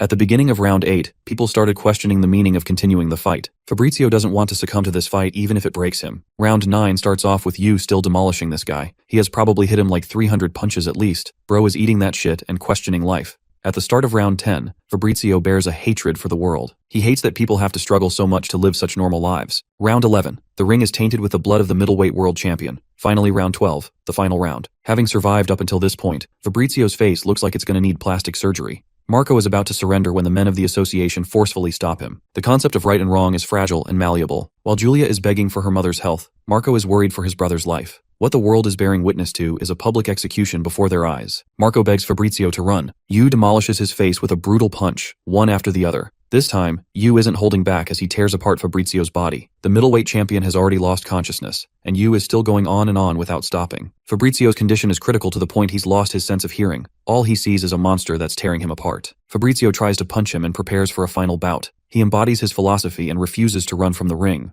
Fabrizio commands that he strike at him. Only 5 seconds remain on the clock. The monster charges for a final killing blow. This man is for real about to end him. 3 seconds as Julia is called by the doctor. 2 seconds as she remembers her family. The final second as Yu dashes full speed to end the man's life. The world comes to a shock when they see the presence of the radiant boxer appear on stage. He stopped Yu's punch and saved Fabrizio, while Julia also learns that her mother survived. The radiant figure, the one who had saved Yu from back then, has just appeared again. Some recognize him, some don't, but it's clear to many that Jay has stepped into the ring. The crowd wonders if he's making a comeback. Jay tells him that they'll encounter each other in the ring next time. He walks right past Kay, who hates his sudden entry and even threatens to kill him someday. The alphabets are having a real beef in this manhwa. Marco calls for immediate medical attention for his brother. After the conclusion of the middleweight title match, Yu won without any worries. Many had assumed that he was weak in longer time controls, but he showed everyone that he is the real deal. Peter thinks that Yu is the definition of a boxer who has crossed perfection and stepped into a line of inhumanity. There was a pivotal moment in this match. The retired boxer Jay personally stepped in to stop the fight. Normally, a lawsuit would be issued immediately against anyone who tries to pull such a stunt. But Jay is different. Nobody knows why he stepped in the ring.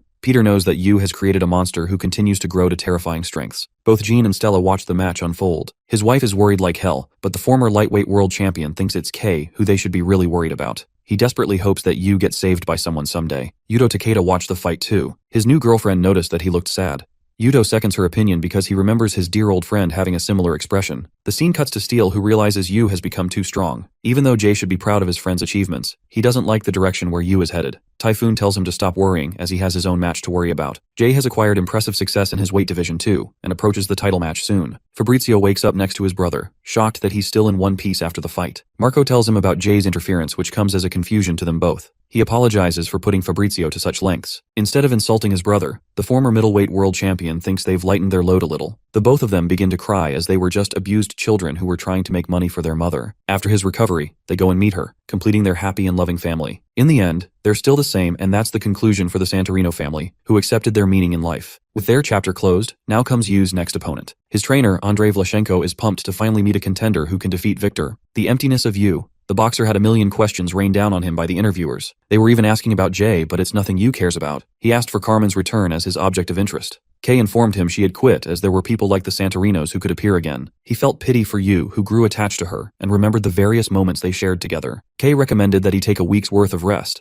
During this break, he contemplated the meaning of life. Emptiness followed him wherever he went. Was it the dance clubs, or the operating room where patients were fighting for their lives? Was meaning found in a worrisome desk job, or among the people who protested the politicians? Could it be found in grief? Yu begged the question of the meaning of life. He was an empty boy with darkness of a past haunting him. Throughout everything that had unfolded up until this moment, Yu's mental state depreciated. Holding a gun to his head, he was about to end everything when the sight of his cat made him stop. The depressed boxer went to bed with his cat. The scene shifts to Aaron, who is watching the beautiful graveyard of stars in the sky. The heavyweight champion executes masterclass Riz at his wife. He expresses a kind of uncertainty. He knows that some kind of calamity is awaiting them. Angela comforts him like the supportive wife she is. Her smile helps him regain his confidence while Yu is out here dying single with his cat. Coach K is satisfied with his powerful punches. Their next target is the world champion Aaron. Even though Victor is supposed to be Yu's opponent, it's Aaron who he should really be worried about. The coach wants to grant him the perfect body to demolish his next obstacle. His training regimen will also increase in difficulty. Yu goes on to crush his following few opponents. It's always the same idiots thinking they can beat him until they get punched in the face. The first fight of the super middleweight division ended in less than 2 seconds. The second fight against the grizzly bear looking Chad ended in 2 seconds as well. the super middleweight champion Rook Stone was demolished. In his third fight, Yu's opponent was whining because this dude knows he's about to get destroyed. His coach acknowledges him, so this single hairballed fuck thinks he's an anime protagonist who will win. That delusion gets uppercutted in his face as Yu wins the fight in less than 2 seconds. His last opponent is the champion of the light heavyweight division. He too gets crushed 1 second into the fight. Yu has solidified his status as the invincible boxer who has no equal. He's no longer giving the audience a show and instead focuses on slaughtering his opponents. Peter thinks that Yu's objective is Eren, even though Victor is supposed to be his next opponent. The outcome of their fight remains to be unclear. Andre is out here cheering for his own pupil's demise when Mohawk Lover pops up and asks his coach what's up.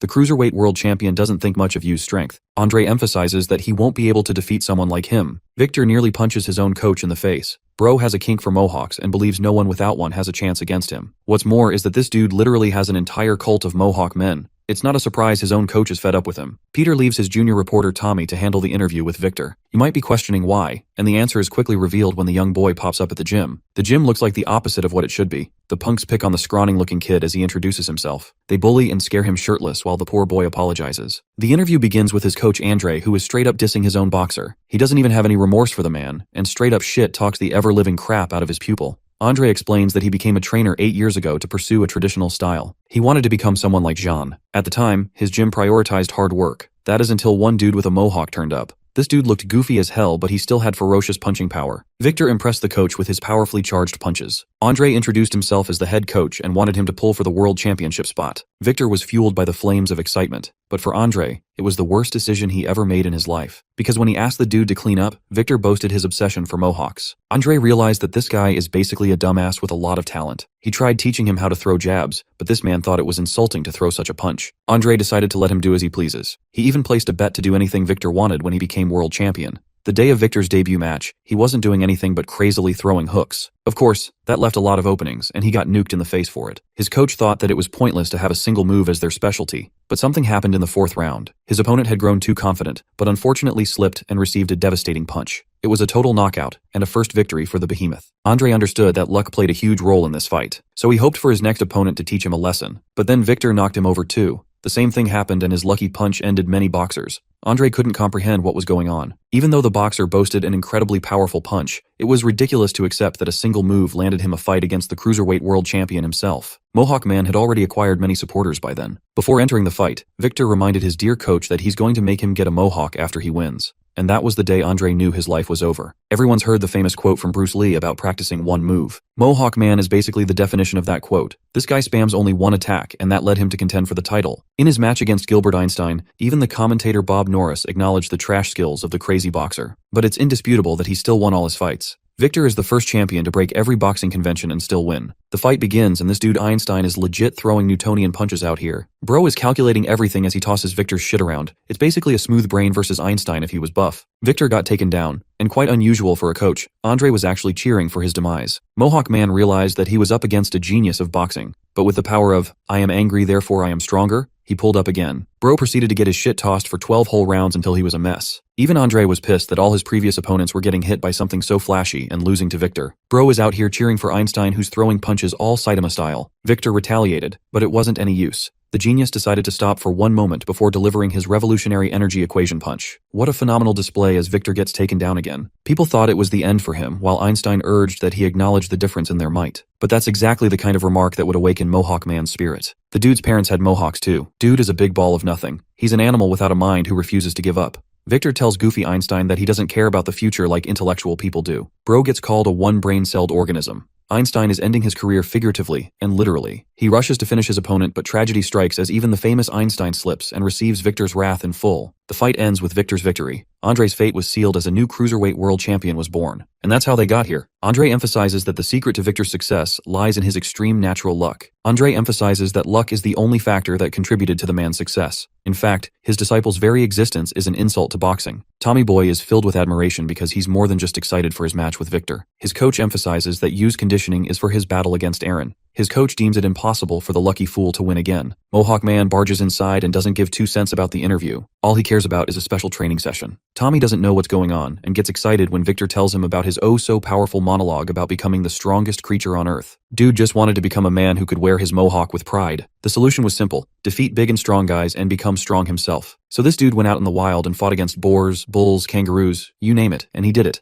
His final challenge was a powerful bear. It was a spectacle of man versus beast. But unfortunately, even this bear had the misfortune of slipping and falling right to his doom. Victor secured his spot as the strongest when he suddenly realized his next goal. Dinosaurs from back then were the strongest, but then he couldn't understand why they went extinct if they were strong. The cruiserweight freak found his answer in absolute nature. His objective transitioned to achieving the ultimate punch. He thinks little of you as his power pales in comparison to the champion's fist. The special training arc begins. All this man cares about is flashy punches with obscene names. He climbs Everest to acquire a mountain punch, flies through a tornado punch, punches lava for magma punch, and even tackles the sea for the tsunami punch. Even Andre is out here praying to God to stop this man's ridiculousness. Bro is begging Zeus to run a lightning bolt up his ass. Lightning does strike down Victor, causing a moment of celebration. Bro thinks he's finally free, but the Mohawk man, just like a lottery winner, remains unaffected. He's one of the rarest cases who survived after being struck by lightning. As for Yu, he's got pretty bad luck opening a paper can. Back at the Lions Boxing Club, Arnold is the top trainer who isn't feeling his brightest about Victor. That's because Yu's next opponent is someone favored by Lady Luck. He shares his concerns with Kay regarding the upcoming boxing match. Back to Victor's chaotic training arc. This dude is pummeling through ice in the Antarctic. Arnold tells the coach they should prepare something in advance since they're dealing with a boxer out of the ordinary. Victor, on the other hand, trains like a goddamn Dragon Ball Z character. He's just invented the iron punch in a construction cave. Resuming Arnold's conversation, he shares his obvious concerns of their opponent being an extremely lucky person. It's actually evident by Yu's shoelaces constantly getting snapped. This makes Arnold sweat bullets because the effects of luck are already kicking in. Mohawk Man trains in a contest of speed with his all-new Gatling punch, while Arnold recommends they go for a point-based strategy because the concept of a knockout could end up unlucky for Yu. At the same time, Kay thinks that even if they reduce the chances of misfortune happening, it's still possible to have the odds of failure stacked against them. Again, a light bulb snaps from the ceiling and crashes down, nearly hitting Yu, giving Arnold even more things to worry about. At the church, Andre is begging science to prevail. Tommy Boy is asking for a raise and an increase in height. Poor midget got stuck with 2 struggles. Mohawk Man is thinking about shitting in his usual style. He receives the holy water on his fist, therefore blessing his chances with the holy punch. Bro has more punches than I have friends. Kay emphasizes that they can't change destiny, and that is the same for Yu.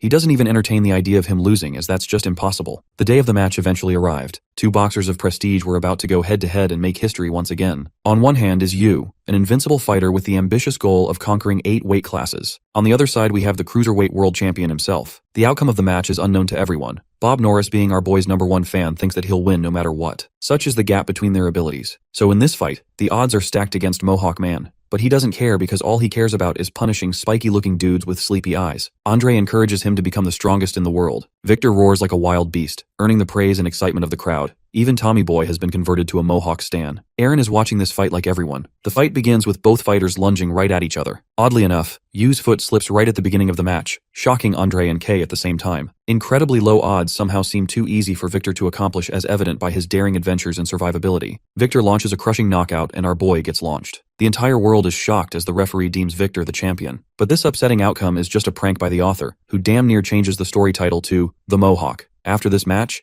Victor became impossible to ignore. He was considered the strongest boxer and even outshone Aaron. Such is the power of one's incredible Mohawk. He answers a bunch of interview questions and claims to become the strongest boxer in the universe. The people cheered for their Mohawk champion, and soon he was asked to run for president. Andre couldn't believe his fucking eyes as to what was unfolding. Everything was in the champion's favor. They even ignored his nationality as a Russian boxer. Then he was even elected as the president thanks to his popularity. At this point, you might be wondering if this is a joke or not, because this guy goes crazy and even introduces an era of martial artists who would fight wars to determine world peace. World unification was officially achieved with the fists of one man, the Emperor of the World, Viktor Grigorievich. Bro introduced a policy to require wearing the Mohawk hairstyle, but unfortunately tragedy struck when the aliens invaded. Victor personally hopped on a fucking rocket and launched himself to space to fight the aliens. While all of this is going on in his head, the cruiserweight world champion has already been knocked out. Just to recap what happened before this clustered mess of a dream that we just saw, when Yu slipped, he remembered Ryu's impressive recoil punch. Copying the motions, Yu delivered a shattering smash that knocked the world champion, prompting his loss 1 second into the fight. This man Andre probably experienced the happiest day of his life. No one is surprised by the outcome of the fight, not even the commentators. Victor's boxing career ended in the ring, and he realized he actually lost the fight. His coach can finally trash talk the heck out of him, and even taunts him for participating in the shortest boxing match ever. Victor and his coach can agree on one thing. It was fun, and that's all he cares about. Victor offers his hand to Yu, who reciprocates in kind.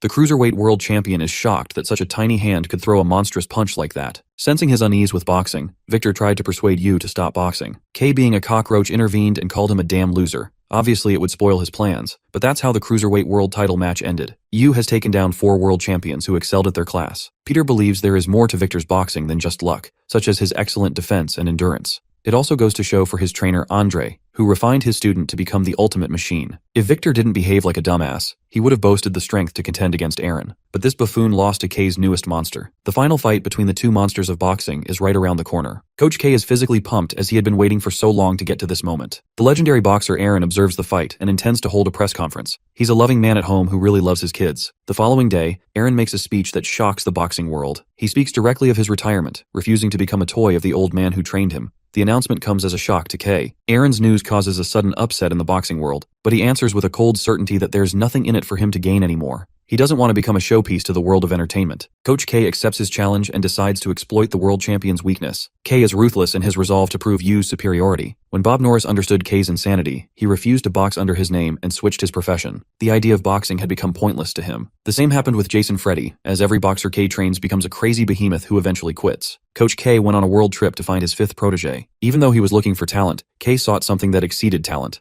Something inhuman. Something that exceeded even the third and fourth proteges who became his champions. K continued his undying research for a superhuman monster. Then one day, when he had lost all hope, he observed his driver Aaron. The man boasts an impressive body and a wide frame. K was eager to test him out in the art of boxing. But just like you, his answer was similar in a way that he did not appreciate hitting people. They decided to take a detour because of traffic. Eventually, his driver requested K to remain seated and call the police while he's there. Saying so, he got out of the car to save a woman from a criminal. K was excited for this moment to play out and waited in anticipation. The man refused to let her go even after Aaron told him a third time. He exploded in anger and stabbed the woman's thigh. Facing a man with a knife is no easy task. K was looking to test the man's physical prowess in this fight. The criminal lunged forth to stab him, but to his shock, the blade couldn't even penetrate his body. K remembers his muscles popping out beneath his clothes. He was the kind of talent that he had been desperately looking for. Aaron Kidney requested the bald freak to stand down. Even after being stabbed, he isn't looking to hurt him. Aaron decides to launch this guy into the wall. The sound of a skull being shattered reverberated in the scene. Bro literally killed a guy, and K was eating it up. The police arrived at the scene to handle the situation. They were shocked to learn a punch could cause such severe damage. Before their arrival, Aaron officially apologized to K, but the coach helped him instead. He didn't want the guy to get into trouble and created a scene where he was stabbed. In case you still haven't noticed, this old man is actually crazy. K lured him with the idea of discovering the meaning behind his existence. After the crime scene, there weren't any charges pressed against Aaron as he acted in self-defense. At the Lions boxing gym, he tore apart boxers despite his first time ever boxing.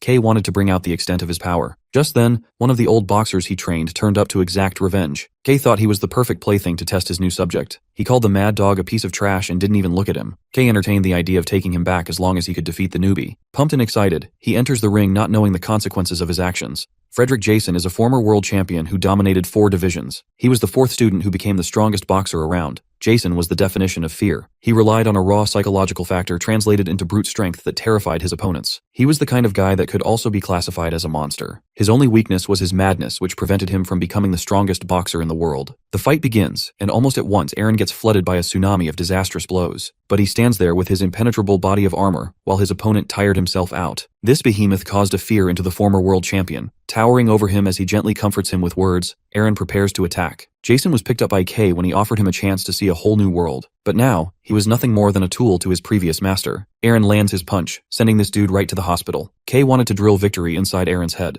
He wanted him to understand that everything he cared for is in a realm of superiority amongst men. Aaron became a monstrous force, rising as the world champion of the heavyweight division. Aaron gets up at night ready for his boxing routine, but then he remembers he quit boxing. The man is free of his burden, so he decides to sleep it out. The feeling is nice, but it bothers him because he can't sleep, so he spends hours building his endurance like Yu. Aaron sees a bunch of people who greet the champion on his run while Yu trains in loneliness. He feels refreshed by the end of his sprint and thinks he's finally free. Back at home, he eats with his family. My guy is forced to eat carrots as he may be world champion, but he can never escape from the wrath of the average housewife. Meanwhile, Yu stares at the cat food, realizing that his precious little cat is not eating it for some reason. Aaron takes his daughter out to an amusement park and feels guilty for being able to experience such happiness. The scene cuts to K, who has prepared a gigantic punching bag for Yu to practice with. After all, he has a beast to slay. Aaron's wife consoles him, stating his best qualities while Yu is busy tearing apart the bag from every angle. Big man experiences happiness while our boy has been the most beefed up he's ever been. Bro looks like he's been eating trenbolone sandwiches. K knows he doesn't even have to do anything to bring his other monster back to the ring. Because one fateful night, a depressed Carmen turns up to beg his family for help. She weeps in their comfort and tells them that K plotted her demise. The case is sad because even reporting to the authorities won't help them. The man they're dealing with will only retaliate with even greater violence. With what words she could muster, Carmen pleaded with the heavyweight world champion to drop out of retirement for a final fight and save Yu's life. She wants him to lose at least once so that he can no longer become Kei's puppet. As for Yu, things are getting worse and worse as his cat vomits blood, hinting a sign of decline. After Carmen's speech, it's actually his wife who pleads with the world champion to get back in the ring to save a life. She thinks there are other people in this world that need to be saved and that he needs to win no matter what. With conviction, Aaron prepares to win his final fight in the world of boxing. The next day, the world goes crazy with the heavyweight champion's announcement of returning to the ring. This match will finally decide which of them is the greatest boxer of all time. For his training, the behemoth goes to his new coach who looks like he's got one foot in the giving. The coach immediately advises Aaron that he will struggle in the upcoming fight. On the flip side, a police officer makes the mistake of investigating Kei's facility. When he gets inside, he's shocked to see a human dodging literal cannonballs from every direction. Yu is participating in a do-or-die training regimen to survive Aaron's cataclysmic punches. Over to the heavyweight world champion's training, his coach explains that it's necessary for all of his training partners to require a bomb suit, as without it, they would literally die. It's like going into the ring with the definition of a nuclear bomb packed into a punch. Time passed as both formidable fighters trained in a burst to achieve excellence. Yu managed to save his cat by going to the vet, but things are not looking great as it's unusually old and does not have a long time left to survive. Aaron has his loving family supporting him and rooting for his victory. The day of the fight finally arrived. All of Kei's preparations up until this point have been completed.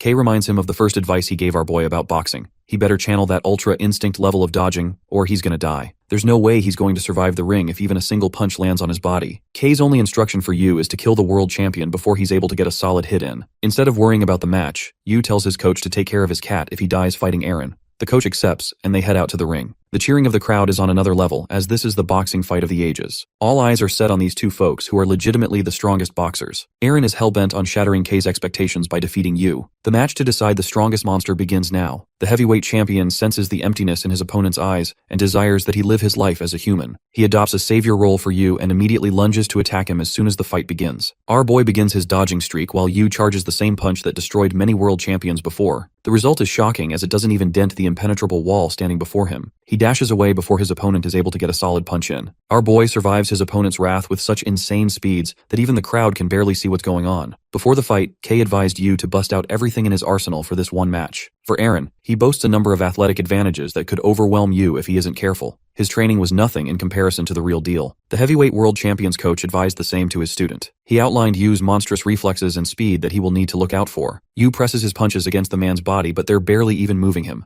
The man standing before him is a mountain of muscle. Hitting him guarantees hurting your own fists. He doesn't even have to defend because his body does the job for him. Aaron's coach advised him to take the match in the corner, as that would be a guaranteed spot for his victory. With how aggressively he tries to push back Yu, Kei realizes their strategy too. But that's exactly the kind of thing he had been anticipating. Instead of avoiding the corner, our boy shows everyone he isn't afraid of shit and steps into it. No one knows why he pulled such an abnormal move as it would limit Yu's chances of escape. Aaron thinks the fight is coming to an end with his next punch. But this is Yu we're talking about, who caves in on his advantage and delivers 4 roaring punches that even send back Aaron. His coach realizes that Yu has been concealing his true strength since the beginning of this fight. Next up is the Titan's turn to use his full power, so he goes into beast mode as the monsters stare each other down. The real fight between monsters is beginning. The fight begins with a jab to his face. Aaron cuts the air with his punches while Yu barely evades the wind, cutting shockwaves from his attacks. He counters and dodges as the referee can't even comprehend why he's standing in the ring of monsters. The 4th round is a true test between speed and strength. Even his new coach is shocked to witness Aaron's full strength at this level. He's the one who is leading the game against Yu, who is still delivering counters way past the perceptiveness of the human eye. They're going at each other, but it's clear to him that the heavyweight world champion is closing in on the gap. This is because the very punches Aaron generates send vibrations across the ring.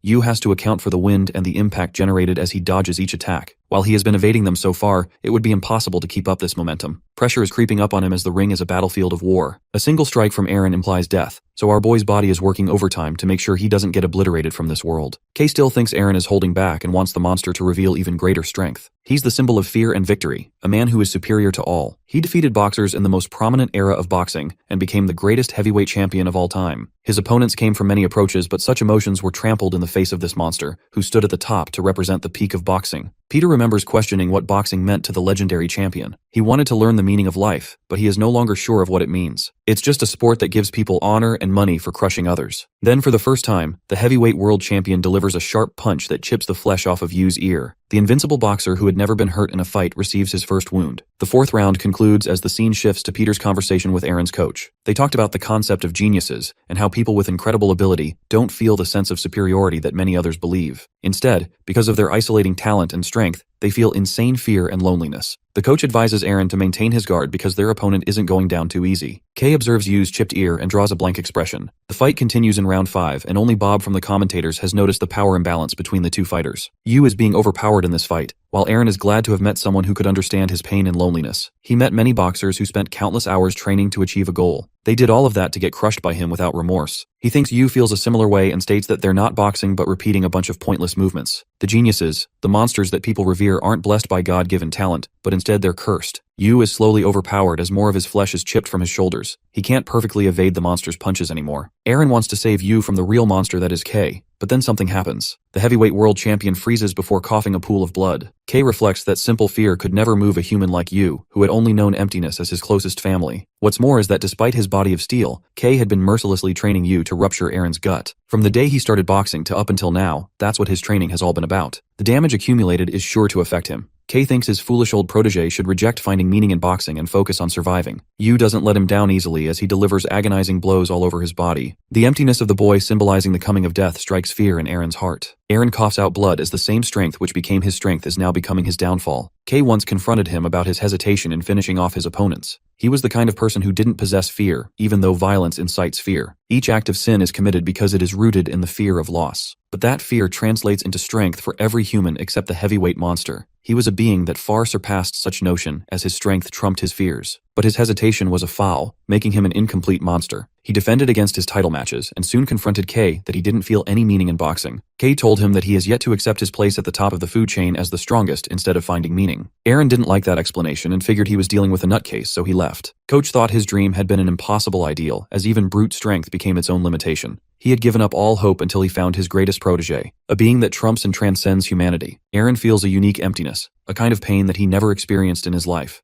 The feeling of death, the realization of agony as pain causes its way through his body. The match required him to kill or be killed in this ring. The heavyweight world champion realized that he was an idiot for trying to save his opponent. He forgot his true self as a monster who took away the lives of others. He remembers the memories he shared with a girl at the orphanage. The boy was only 11 years of age when he killed someone in his life. The girl he was friends with got into a heated argument against him. He tried pushing her away but couldn't control his strength, leading to her death. That was when the young boy realized how isolated he was. His talent was meant to destroy and topple others. Coach K helped him pursue a new aspect of life, the life of riches and status and fame. He was a god amongst men and relished the glory. But even such luxuries proved to be pointless. Eren couldn't find a semblance of meaning in his existence. One day, he was wasted when fate brought him to the same woman who he once saved. She became his savior and gave him meaning. The heavyweight world champion places his own survival on priority, and instead of saving Yu, now he will work to demolish him. In the first time in the history of boxing, Eren has assumed a general boxing stance. He had never been the type to use traditional techniques because strength was enough to topple all of his opponents. But it was different now. The match indicated life or death, and he couldn't hold back. Kay is enjoying the visual feast as this is what he wanted most. He wants to fully realize the only meaning to life, the absoluteness of superiority. Each boxer focuses on a multitude of aspects besides strength. There are skills and techniques that can often outclass strength, but for the heavyweight behemoth, he didn't require any technique to conquer the world. Now that same monster is attempting to enter the world of boxing with all his might. The fight starting from now will decide Yu's survival. There is no way he could survive even a single attack from Eren, who has now acquired the stance of an ordinary professional boxer. Our boy is going to have a world's worth of trouble evading his impossible blows. The first jab struck Yu with an insane speed. In that brief moment, our boy couldn't evade or block the strike. The only thing he could do in that moment was to redirect his punch, and he did so with precision so as to avoid shattering his entire fist. It may seem impossible, but it's the only option available to Yu, or else he will be obliterated under the champion's heel. A second punch is thrown, this time much faster than the previous. It leaves his fist throbbing. More and more of his punches are starting to become a problem for our boy. His flesh is being chipped right off as dodging becomes impossible. Yu dodges another lethal punch by allowing Eren to strike him in the gap between his flesh. Bob Norris concludes that they're watching a killing machine in the ring who was born to destroy humans. His wife fails to recognize this side of him. He has become an absolute being with only one objective: to survive. The commentator hurries to stop the fight until he sees Yu ferociously adapt to each attack. While he's getting injured, he's simultaneously countering with powerful blows. Instead of stopping the fight, a feeling invites Bob to see through the conclusion. Blood of both fighters was spilled and ruptured. Inside that ring was a battlefield that determined life and death. Coach K relished in the excitement of witnessing an actual fight. This is what gives his life meaning. The crowd cheered for excitement, making Carmen's despair even more isolating. It's finally time to jump right into K's backstory because the author loves making us feel bad for every character. K quit boxing to become a soldier despite his legendary potential. K understood that boxing was a sport of self-satisfaction. He did not want to participate in such a puppet show and sought to fight in the real world. So he left his coach and joined the army. The newest recruit became the highlight of the team. K executed missions and honed the art of killing humans.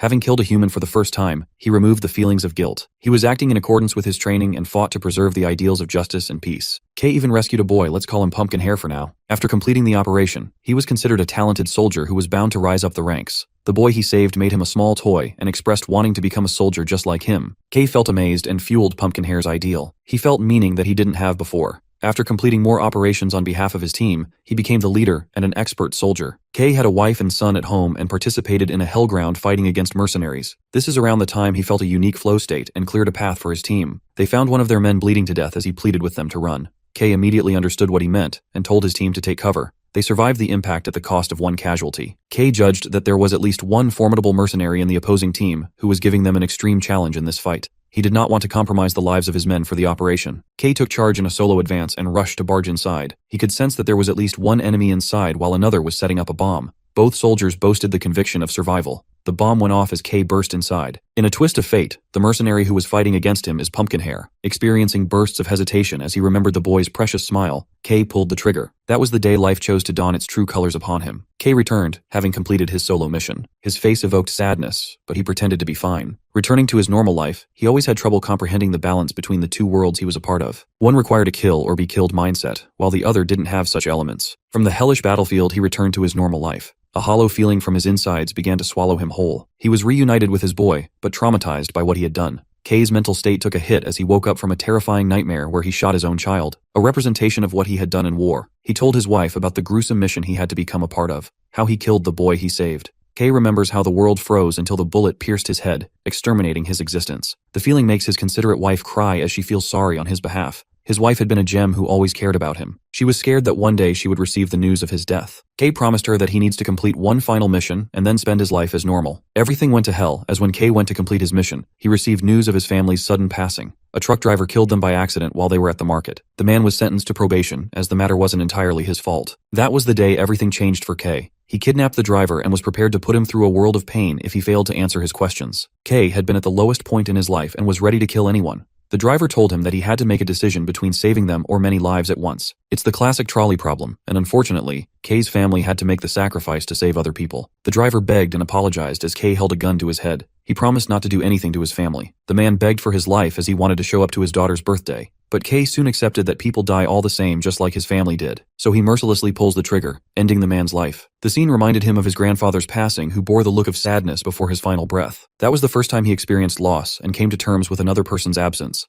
K continued his service with a performance that made him seem inhuman. Everyone knew he was deeply disturbed because of what happened, so a friend of his asked for his health. K told him he was fine and passed the mental health evaluation. He asked Stallone if he had a reason for living. The man didn't really have any and retaliated with the same question. K answered that he's been watching a lamb become a victim of a wolf. Then he saw a ram save the lamb, but became the victim of the predator. K watched as the lamb struggled and wanted to see to its end. Back in the battlefield, K remained unaffected by the sound of gunfire and mayhem. Fun fact about his mental health evaluation. This psychopath managed to score all answers perfectly to get the exact result he wanted. He had become more than just insane. Inside K's mind was a graveyard of the people he loved most. He was the kind of monster who knew how to manipulate the psychological exam. K roared as he finally came to a realization. He became psychotic and realized that humans were free to do whatever they pleased. The superior beings could enjoy their superiority while the weak perished. In the midst of the battlefield, where most felt encaged, this monster grasped freedom. He tossed his helmet aside and jumped right into battle. The bullets no longer mattered as K pieced together the only philosophy that made sense to him. Superiority is gained by taking the life of another creature, and that determines one's omnipotence. In the miserable world he knew, superiority was the only meaning he found. He was challenged in a boxing match on the battlefield. K welcomed the challenge with a smile and destroyed his opponent. He found that elite superiority requires no weapons but a clash of fists between the most powerful living creatures. Stallone was no more.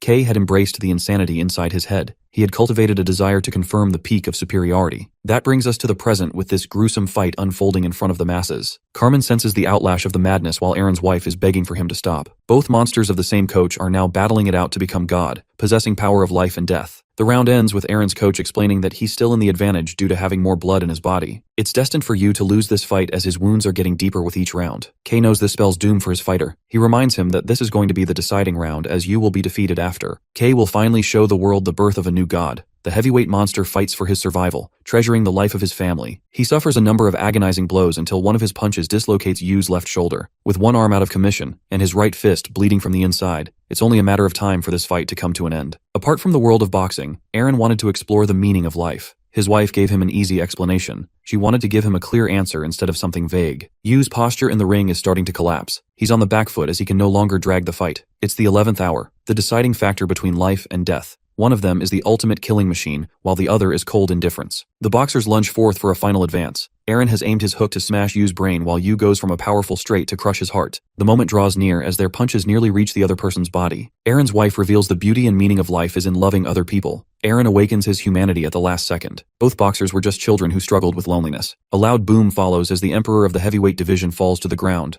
Aaron Tide has been conquered while Kay's ultimate dream materializes into reality. The world watches the horrors of the conclusion of the fight. Kay wants our boy to rest after his amazing match, and he stares at Aaron with cold indifference. The champion is rushed to the emergency room while his wife is waiting and praying he survives. The young boy only had one dream at the orphanage. He wanted to have a family, but that dream is being taken away from him. Anxiety floods her mind until the thought of death horrifies her. Thankfully, the doctors were able to save the champion's life, but he's still in critical condition. Emily, his child, is worried that her father is going to die. She begins to cry, so her mother is forced to comfort her. Carmen makes a sudden appearance and apologizes for being the one at fault. Instead of blaming her, she tells Carmen that this match was unusual, as it could have been Yu in Aaron's place. When the punch was about to connect his head, Aaron hesitated in the final moment and stopped. He chose to remain human after being tormented by his past. He refused to become the monster that his coach had molded out of him. She's proud of her husband and wants to stay strong on his behalf. But even with such strong words, she crumbles into sadness as the thought of his death terrifies Aaron's wife. That night, the champion of 9 divisions returned home to his cat, sharing a bed with the one who has always stayed by his side. The boxer Yu made his mark in history, becoming the fastest boxer to conquer 9 divisions in 22 total fights with 0 losses. But this story is far from being over. Jay announces his return to boxing and challenges his first opponent as Fabrizio Santorino. Aaron's state was mourned by the world, while others celebrated the rise of the strongest boxer who conquered 9 divisions. Even Aaron was nothing more than an obstacle to him, the birth of a supreme being crafted by his psychotic coach. The world got to see it all. At the same time, Jay made his return in suddenness, which prompts many to wonder if he wants to challenge the boxer in the ring. Many questions bothered the boxing fans, but Kay is here to clear them all in his press conference. Peter asks for their future plans, to which Kay explains that he wants Yu to retreat to the middleweight division to maintain his best athletic performance. But that's not all. The main reason this man wants him to return to middleweight is because of Jay. The coach is looking to prove a point and publicly announces Jay's funeral. The commentator Bob knew that things would turn out this way. Both Kay and Jay have opposite ideals to life. Bob remembers facing Jay in the ring. He was the kind of boxer respected by everyone. Jay didn't boast the best career as he suffered losses. But one thing was for sure, he would give anyone a tough time in the ring no matter who it was. Jay's fights were different from the excitement of winning or losing. He evoked a satisfaction in the hearts of people. Chavo remembers him as an excellent boxer. Many others remember Jay as a boxer in a similar way. He's the kind of person that evoked you to put everything into the fight. That same boxer has returned to the fighting scene for you. The strongest boxer in the ring isn't a monster like Aaron or you, but rather a boxer that represented the spirit of boxing as a whole. He rose through the rankings and crushed his way to fight against Fabrizio. The day of their match, the world wondered if the Golden Boxer could overcome Santorino to fight Yu. Fabrizio also makes his return to the big stage. Unfortunately, his opponent has a grudge against the knucklehead for cheating in their last match. So in response, he chucks him a headbutt and gets warned by the referee. Fabrizio calmly tells him that they don't do any more foul boxing, so it's fine now. For the first time in forever, he stopped the entertainment factor and focused on the true aspect of boxing. Even though it earned him the hatred of the audience who still hasn't forgiven the Santorino brothers, Fabrizio didn't care. His opponent hammered him in the ring, refusing to forgive the disgusting human for his past affairs. Despite his frustration, Fabrizio gently asks if he has vented his feelings. He's turned into a mature boxer who realizes that guys like this always existed in the ring, but he stayed as a world champion because of his foul tactics. He no longer wants to muddy his name with foul tactics and ends up defeating his opponent fairly. Both brothers celebrated their first victory as true boxers. Fabrizio reclaimed the middleweight interim title, and they're even happier than when they became world champions. The day of the title match is finally here. It's Jay against Fabrizio, who could very well adopt his old habits when he's in a pinch. But Golden Boy Jay isn't worried about that. Marco warns his brother to stay cautious of their opponent, as he's a professional veteran. Fabrizio had always wanted to have a match like this. He has massive respect for Jay and doesn't want him to go up against a monster. So in this match, instead of fighting for the title, Fabrizio hopes to communicate his desire to stop Jay. The match begins and almost immediately, it lights up for Fabrizio. The first knockdown, the dude doesn't even know what happened and gets up at the final second. Fabrizio realizes that Jay isn't pulling any punches this time. He rains a barrage of punches to corner Jay, who barely blocks one of his blows. Jay is the kind of boxer who didn't possess a specific style of boxing. He switched styles in the middle of the fight and didn't even have a fighting habit. Marco tried studying him, but not a single thing went into his favor. That's why his only strategy for Fabrizio is to defeat Jay with all his might. So that's what's going on right now. The Santorino brothers could never become the best on their own, so they combined their skills and reached for the championship belt. They stopped dabbling in foul tactics and focused on the completeness of the game. In this match, they were worthy contenders for the championship title. Jay suffers a blow and feels proud of their development, and then he responds with an agonizing liver punch that knocks Fabrizio down to his knees. He can't believe that Jay has always been so strong, but even his strength pales in comparison to that monster. He doesn't want the fight to end in Jay's death. Fabrizio gets back up. He remembers the first time they met him. They were just fresh boxers at the time who struggled to pay their mother's hospital fees. The only goal of boxing is to train one's mind and body senselessly so that one could crush their opponent. The sole objective of boxing is to spend hours and hours into mind-numbing practice to destroy other fighters. But that kind of feeling was absent in this match. In his fight against Jay, he felt consoled and accepted instead of attacked. It was as if the boxer was gently embracing him and comforting him. Fabrizio refuses to send him to a monster like you, while Jay senses his objective and goes for light-speed jabs to communicate his point. Marco doesn't understand how someone like Jay doesn't have any fighting habits. Even the perfection of Jean had habits one could capitalize upon, but there was nothing like that when it came to this guy. Fabrizio saw a light in his eyes that answered all his questions. He intentionally forfeited the match and talked to the referee. No one knows what words were exchanged inside the ring, not even Kay. The true god of boxing was coming to fight the strongest creature alive. After his win, Jay announced to take on Yu in the ring. He won the interim championship title after defeating Fabrizio. The world wondered what would happen in a fight between the two boxers. In an interview with Peter, Yu stated that boxing just means dodging and hitting, which is the same thing his coach taught him. Peter believes that while Kay brings up the strongest boxers around, they all lack a special element. They lack the element of being a human being. Jay, on the other hand, is a mystery. Nobody knows why he is obsessed with meeting Yu in the ring, as this monster sends even his trainers straight to the hospital after one session. Cutting to Aaron's wife, she weeps in his memory as he is still knocked unconscious. The next day at the press conference, Kay answers in Yu's place and reminds everyone that the reappearance of the legendary boxer doesn't mean shit. He is hell-bent on showing the world that this match is going to be the most brutal in the history of boxing, as he's already accomplished everything he wanted. His last objective is to crush Jay for his personal enjoyment. After that bone-chilling answer, the microphone is passed to Jay, who claims that he has a clear intention of winning this fight no matter what. Jay's coach thinks he's gone crazy challenging a boxer like Yu right out of his retirement. No one knows what he's thinking. Jay talks about the emptiness of the universe. He feels extreme sadness in feeling such isolation. The meaning of existence is unclear. Yu's little furball takes its final breath and succumbs to the notion of death. The boy always questioned if his existence had a deeper meaning than just survival. The darkness of his past follows him. The basement he knew was the only home to the boy. In this dark basement, a helpless woman gave birth to a child. She felt its nimble embrace. Many humans are born into this world to adopt different roles and experience feelings of sadness, joy, and despair. Life and death followed humanity, and the boy was no different. But every time the door opened, he saw the boogeyman, a representation of his nightmares coming to devour him. The boy was beaten up and abused in the basement by his father. He no longer had the emotional range to express what he felt. His father mercilessly took his anger out on the boy as he begged for his life to end. The boy's life wasn't extinguished even in the face of such pain. He had quit living and also stopped crying. The boy no longer cared about anything because that was just the life he knew. With what energy he could, the boy made his mother instant noodles. But she smashed the bowl into the wall, neglecting her health. The boy wiped the floor clean and emphasized the importance of eating well. He ate the same food under the same rotten walls of the stinking room. The boy lived for 7 years caged in that small basement. One day, an alien life form invaded such a basement and stumbled into his world. The shadows of the world colored his surroundings. The appearance of a foreign creature allowed the prisoner to become free of his chains. He climbed all the way to the top and discovered the outside world for the first time. 7 years after he was born, the boy experienced what it was like to be outside. He felt everything and saw the height of the stars. A tall girl took note of him and greeted the boy. He was so overwhelmed and don't know what to respond. The boy had been filled with the anxiety of the present. She asked for his name, but he didn't even know something like that. She observed from his wounds that he was troubled and decided to give him a view of the neighborhood. They met an old man who gave him candy. Even though it tasted horrible, the boy liked the candy as he had never eaten something like it before. That's when he realized that there was even more delicious candy waiting in the world. They saw a student who was frustrated studying for the civil service exam. He cried because of his intensive study session. Later they found Where Man, who just walked in circles saying where. They followed him in circles in a clumsy manner and reached their destination. The girl favored the cat who had recently given birth to a bunch of kittens. She helped him reach a spot where the view of the beautiful city was visible. The girl shared that everyone lived and died the same, and she was just one of those people who existed in this giant system of life. The truth of life scared her, but the boy who had experienced the worst living conditions didn't comprehend what she meant. To him, there was an endless graveyard of stars resting in the skies. The sight made him feel something he was foreign to. He went back home to his mother and immediately announced that he went outside. Meanwhile, the girl was hunted by an old geezer. Yu talked endlessly about the things he saw, felt, and experienced in the outside world. In response, he got slapped in the face by his mother who had abandonment issues. She begged in her misery to stay with him. As for the girl, she survived after tasing the man and saving her own life. The boy rested on a planet where every human had a desire to feel or achieve something. Such emotions were unfamiliar to him until now. The only desire he had was to go outside and explore the world. He learned how to count his heartbeats and realized that his mother slept for at least 21,000 heartbeats total. So counting those heartbeats, he breached the outside world and kept count while replaying the memories in his head. He could remember each path, but couldn't find the girl. She suddenly latched onto him from behind, excited that he came to see her.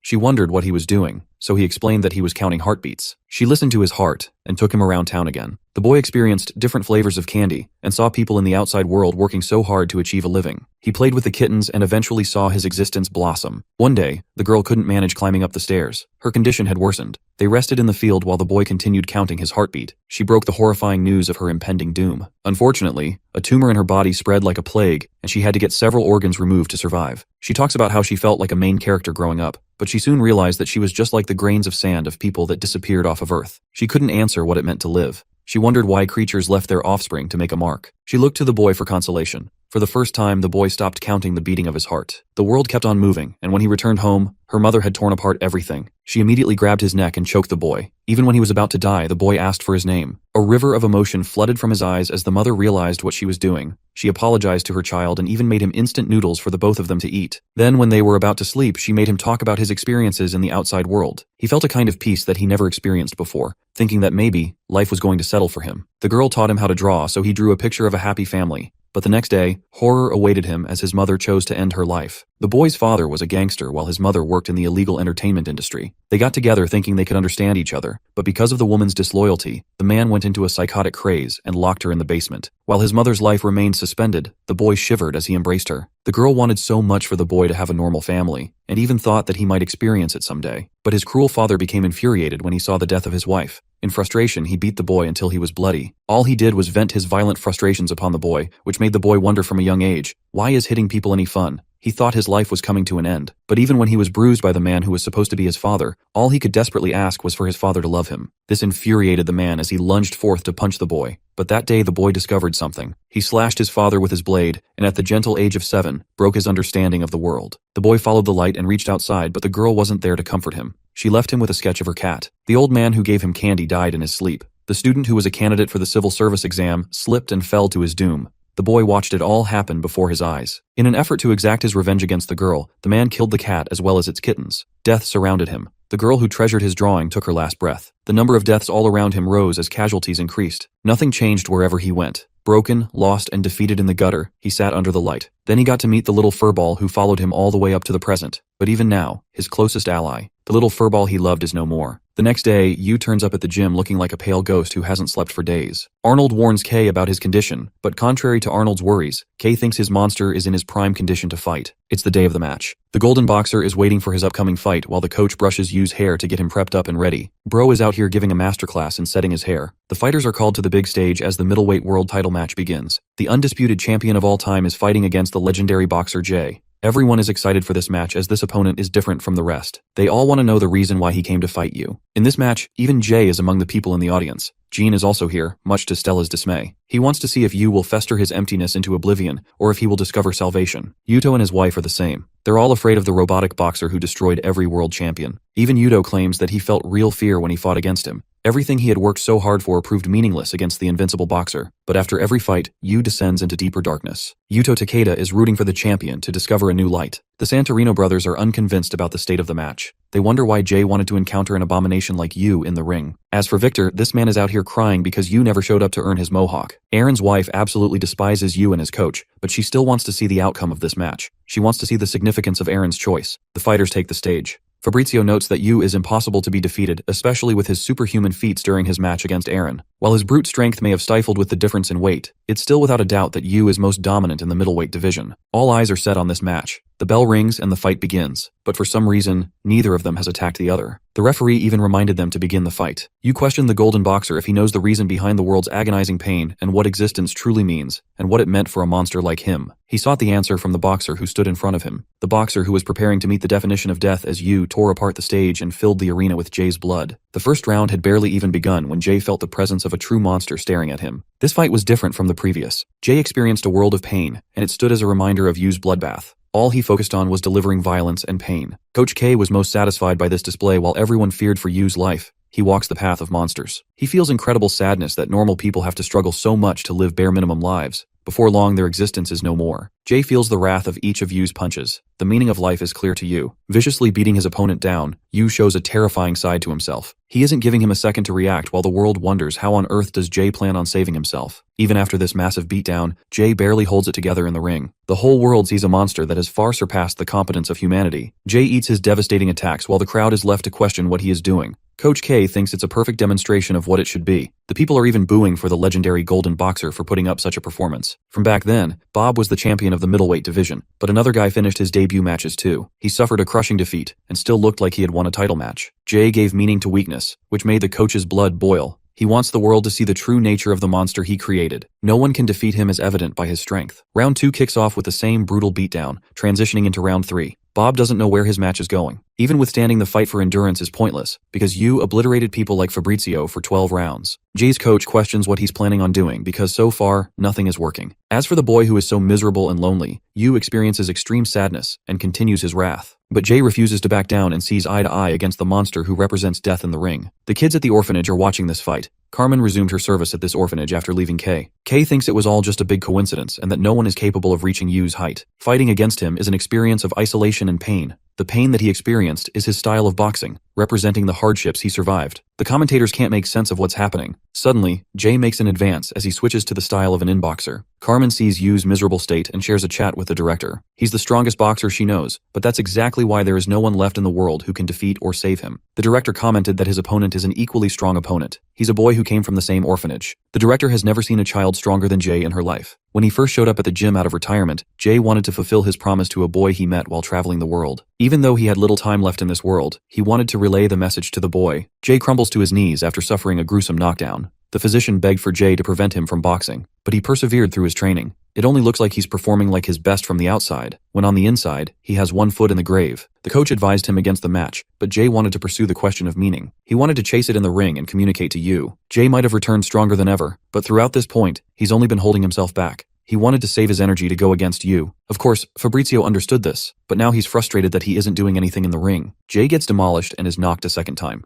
but he gets back up again. Panting as every part of his body spurts out blood, Jay perseveres to talk to the boy. The 5th round concludes as Jay survives another harsh beating. His coach reminds him of his first debut match and how he stepped into the ring despite having his ribs broken the previous day. This man boasts the ultimate passion for boxing despite dying in the ring against a monstrous opponent. Even after being beaten, Jay thinks highly of boxing. It's a sport where people meet and share their stories in the ring. Jay believes boxing represents true love. The 6th round is about to begin with Bob predicting that Jay is only going to throw one punch, and that will be until the end of the fight. He wants this punch to communicate all his energy into one punch, and it might be the only kind of punch that Yu won't be able to dodge. Yu goes heavy on the beating as he slams the life out of the Golden Boxer for the world to see. Kay is exceptionally bored and believes ultimate power crushes everything as all living things will disappear into nothing. Carmen can sense Yu's sadness. She calls him the loneliest boxer in the world, a person who overcame obsession, effort, grit, and even luck. He conquered the representations of each ideal. Carmen did her best to save him, but she was left heartbroken. There are always people to support others in each other's lives, but Yu didn't have anyone. He has been on his own. The director argues that at this moment, Yu is not alone. There is one person who is dying to teach him love. Jay perseveres against his most difficult challenge while his coach clutches onto the hope that he has something planned. He perseveres to save Kay's monster. Round 6 and it's a bloodbath for the boxer. 7 and 8 fly as he is knocked down for an impossible ideal. No one knows what he's fighting for, but he still gets back up. He rises for the boy at the corner of the ring. His body spewed more blood as the audience was struck horrified at what they saw. All the way up to round 11, no one thought that the fight looked like a boxing match. It pushed the boundaries of what was deemed human. The final round is right around the corner. Kay wants him to end the fight without holding anything back. Meanwhile, Jay's body is feeding on its own protein in order to survive. He's lost weight just trying to sustain himself in the ring. He doesn't even know what he's doing here anymore. The coach realizes that even his brain has taken an injury. But instead of shunning him away, the coach reminds him that he came here to teach someone love. Remembering that purpose, he steps into the ring in the final round. Each side represents darkness and light, death and life. One held meaning in his fist while the other was devoid of it. The final round of this fight had now begun. Jay's agony continues one punch after the other. He cuts past every emotion until he reaches love. He remembers watching on TV about the existence of a God who died for their sins, but the boy couldn't comprehend how it was possible for God to exist. He had many questions for God, wanting to know why he was raised in a living hell. He wanted to know why God refused to save him from the pain and suffering, or even allow such things to happen. The boy desperately questioned why his world was filled with death, so he tugged at God, wanting to discover the answers. While he beats down Jay ruthlessly in the ring, Yu's resolve shakes as he yearns for an answer. Jay smiles at him like a ray of sunlight. It was evident that strength alone couldn't overcome loneliness. There were many people in the world full of vice. They worshipped materialistic desires with a lack of an understanding for gratitude. Anger fueled them, and anxiety flooded the future. Some lives were lost in accidents while others suffered from violence. Some were lost from illness. The world is equally cruel to everyone as everyone fights the same. The conclusion you had come up with is that at the end of everything, only failure awaited humanity. Even the author agrees that all of us will one day embrace the certainty of death. The bleak truth of the world. That's what Kay wanted him to see. An infinite number of stories spawned and ended in the same outcome. Kay wants him to surrender the fight and give in. The director of the orphanage tells Carmen that death is near when one is lonely. Despite the plentiful relationships built over the course of a lifetime, facing death implies that you are truly alone. At the same time, in the case of a god, he would sacrifice his life to do anything for love. Jay is the representation of such a being, as he is painted with pools of blood over his body, and still refuses to stop.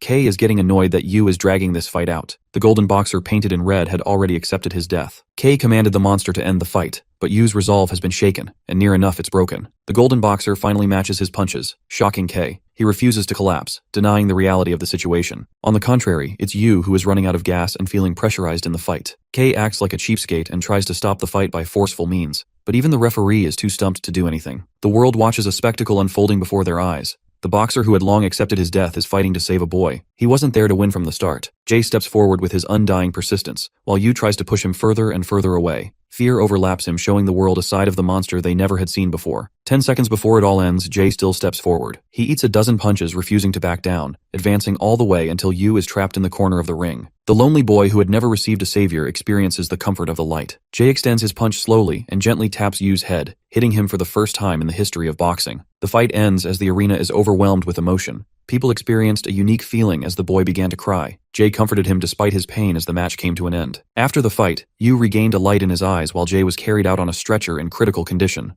The boy felt that he wasn't alone for the first time in his life. After the fight, Aaron's coach quietly passed away as he had felt guilty for what happened to him. He regretted refusing to throw the towel and visited every single day. Later, his wife conveys to Aaron about the funeral. She was angered at Yu and the situation that caused her to separate from her family. But she has accepted her responsibilities and places her faith in her husband's life. She will wait for him to regain consciousness and live. The lives of the world champions continued in normalcy. After the final match, Kay disappeared after closing his gym. There were many rumors of his death, but nothing was confirmed. The same happened to Jay. People didn't know where he went and wondered if he was traveling again. Carmen is at the orphanage, hoping to quell the pain and suffering of humans. There were many lives that fell in the ring, putting an end to their stories. Just like Yu, a boy was miserable and lost underneath the night sky. Our matured protagonist came to his aid, asking if he was all right. He comforted him with Jay's words, stating that the stars are shining just for him, despite the harshness of life. Yu lived his life with Carmen and the kids at the orphanage as the main story of the boxer comes to a beautiful end. But there's more to this story than just the conclusion of Yu's life. The next decisive fight is between Jay and Ryu, who meet once again in the ring. Jay's debut match lasted for 2 minutes against a veteran boxer. He entered his second fight and entered the ring. Steel consoled him, but Jay wasn't too nervous about this match. He had a unique sensation. The match began with a sharp stab against his opponent. Even though Jay faced a previously strong veteran, it only meant his upcoming opponents would become even stronger. He maintained the high pressure and burst his punches with so much energy that his opponent was knocked down. Typhoon believes that this is the start of Jay's growth, who has surpassed his previous limitations. Jay wins the fight as a positive feedback loop of success begins. He is beginning to enjoy his life, thinking about boxing even in the shower. In the ring, he's a beast who continues to crush his opponent and maintain an impressive winning streak. It was a culmination of victory, growth, and fun. But such victories could easily lead to a fear of failure and pride.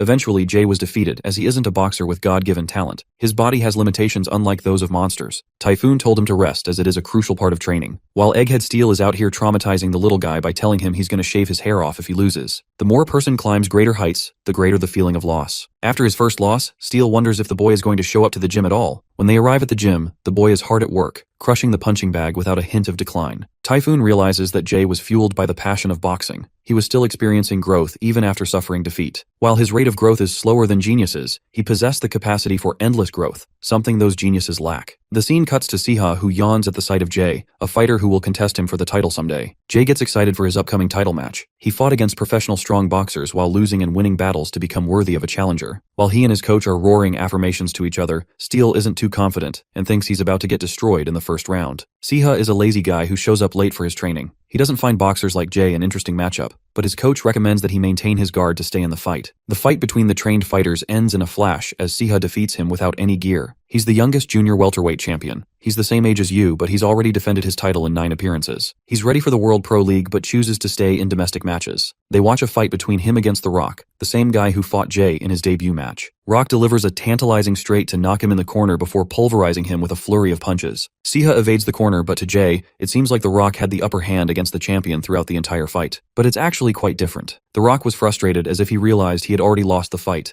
The second round began, and it ended too fast. It was a complete contrast from the first round. Siha adapted to the information presented in the first round and used it against his opponent in the second. The first round of each of his opponents is the same, but no one in the first round could ever even get to him in that round, no matter how hard they tried. Jay's defeat is written in stone if he can't beat his opponent in the first round. They discuss strategy, but there is no strategy this time. Even his coach doesn't know how to handle such an opponent. Jay lacks destructive power and doesn't really have a decisive means to end the match. His opponent is basically a nemesis for boxers who follow a traditional style. Techniques always become habits, and he's the kind of person who adapts to such a movement with robotic precision. Jay's honed techniques will work against him in a match against such a boxer, so his coach just tells him to do basic training while he comes up with a strategy against their opponent. Jay shadow boxes, pretending it's the junior welterweight champion, but he can't fight an opening. He knows 4 basic boxing movements that he has practiced in his life, but such weapons will fail to stop his opponent. When he's in a pinch, Rock sees him and catches up with Jay. He realizes it's because of the champion. The boy faces despair for his upcoming match, thinking all his efforts will betray him. Rock reads him like a book and explains having regrets about the fight. It's because he refused to believe in his hard work that he suffered a crushing defeat. He thought that he was the one who betrayed his hard work instead, as he could have left no regrets by trying harder. Before leaving, Rock asked the boy about his final dodges in their debut match. Jay mentions that his body moved without thought, and it wasn't just luck that decided the outcome of the match, it was his hard work. Rock wants him to give it his 100% in the upcoming match, reigniting his spirit. Jay runs back to his coach, having found the solution to his problem, but his coach has different plans. He has found someone else to help train Jay. When Jay enters the gym, it's Yudo and Misaki who are waiting for them. Both Jay and Yudo even act the same as they greet each other. Siha refuses to train or keep up with his health because he's arrogant enough to think he will easily win against Jay. After his training with the world champion, Jay felt overwhelmed for 2 months, but now it was time for him to test his might. Jay's coach is shocked to see the champion's impressive body. The boxer doesn't even put any effort and still maintains an excellent physique. But when Jay took down his shirt, the world saw muscle fibers popping out. He looked extraordinary to the human eye. Siha extended his hand to Jay, hoping for a good match. But in that brief moment, he learned a few things about him. The match is here at last. Jay has made it so far with his hard work, but Siha already started the process of adaptation when they shook hands.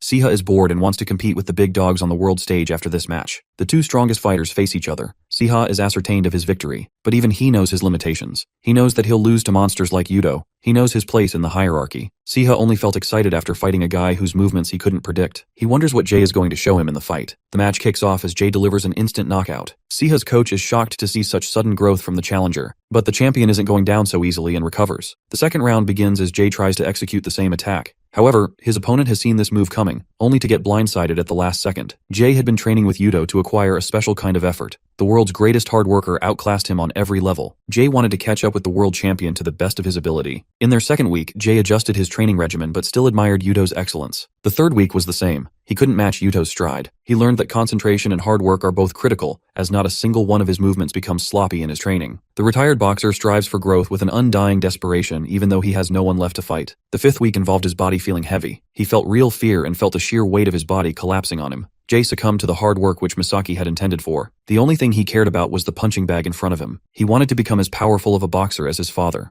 That was the moment he broke his own limits and evolved into a powerful boxer. Siha is having his worst challenge facing this opponent who is relentless in his resolve. When he is exhausted, Jay deals the killing blow and knocks the champion down. Only 1 knockdown remains until Jay becomes champion. The boy was 9 when he discovered that life was too boring to live, but now he sees a fighter who is giving him a real challenge in the ring. Even Yuto and Misaki are here to watch the match. Even though it's still impossible for Jay to change much in the short training, his growth has begun to bear fruit. hard work isn't the only thing that implies growth. It means to chip away the pleasures of life for the pursuit of greatness. It means to sacrifice one's relationships until everything is shaved from a person's life. All of that is then concentrated into a single point and produces spectacular achievements. The audience cheers for our boy who is caving the champion with his excessive punches. The first round has yet to finish, and this is his only chance to overcome Siha. He floods him with dozens of attacks, but then it happens. Siha's adaptation completes as he counters the boxer's hard work with one speck of his talent. The genius junior welterweight champion delivers a crushing blow as the first round comes to an end. But this is now a real problem for Jay, as even after 2 knockdowns, Siha is ready to give him a world of pain in the fight to follow. He didn't feel particularly bored or excited in his bout against Jay. Misaki and Yuto wonder how the match will turn out. The champion wonders what else he's hiding in his arsenal to take him down. Typhoon reminds his student that he will throw the towel if Jay doesn't end the fight in the upcoming round. The match begins as Siha demolishes Jay's initiative. He delivers a crushing knockout punch that takes Jay down. But suddenly, Siha notices that he was struck by a powerful punch during that small instance. He realizes that Jay's strategy is to take hits all the while flooding his opponent with blows. The fight continues with Jay dishing out equal damage as he receives. He's trying to go for a match of endurance. Counterpunches are incredibly hard to throw because they paralyze the person's body before they're able to reply with an attack. That's why Jay trained his body to the brim to sustain such attacks. He's bringing the fight to the champion after having trained immensely to bulk up his physical weight.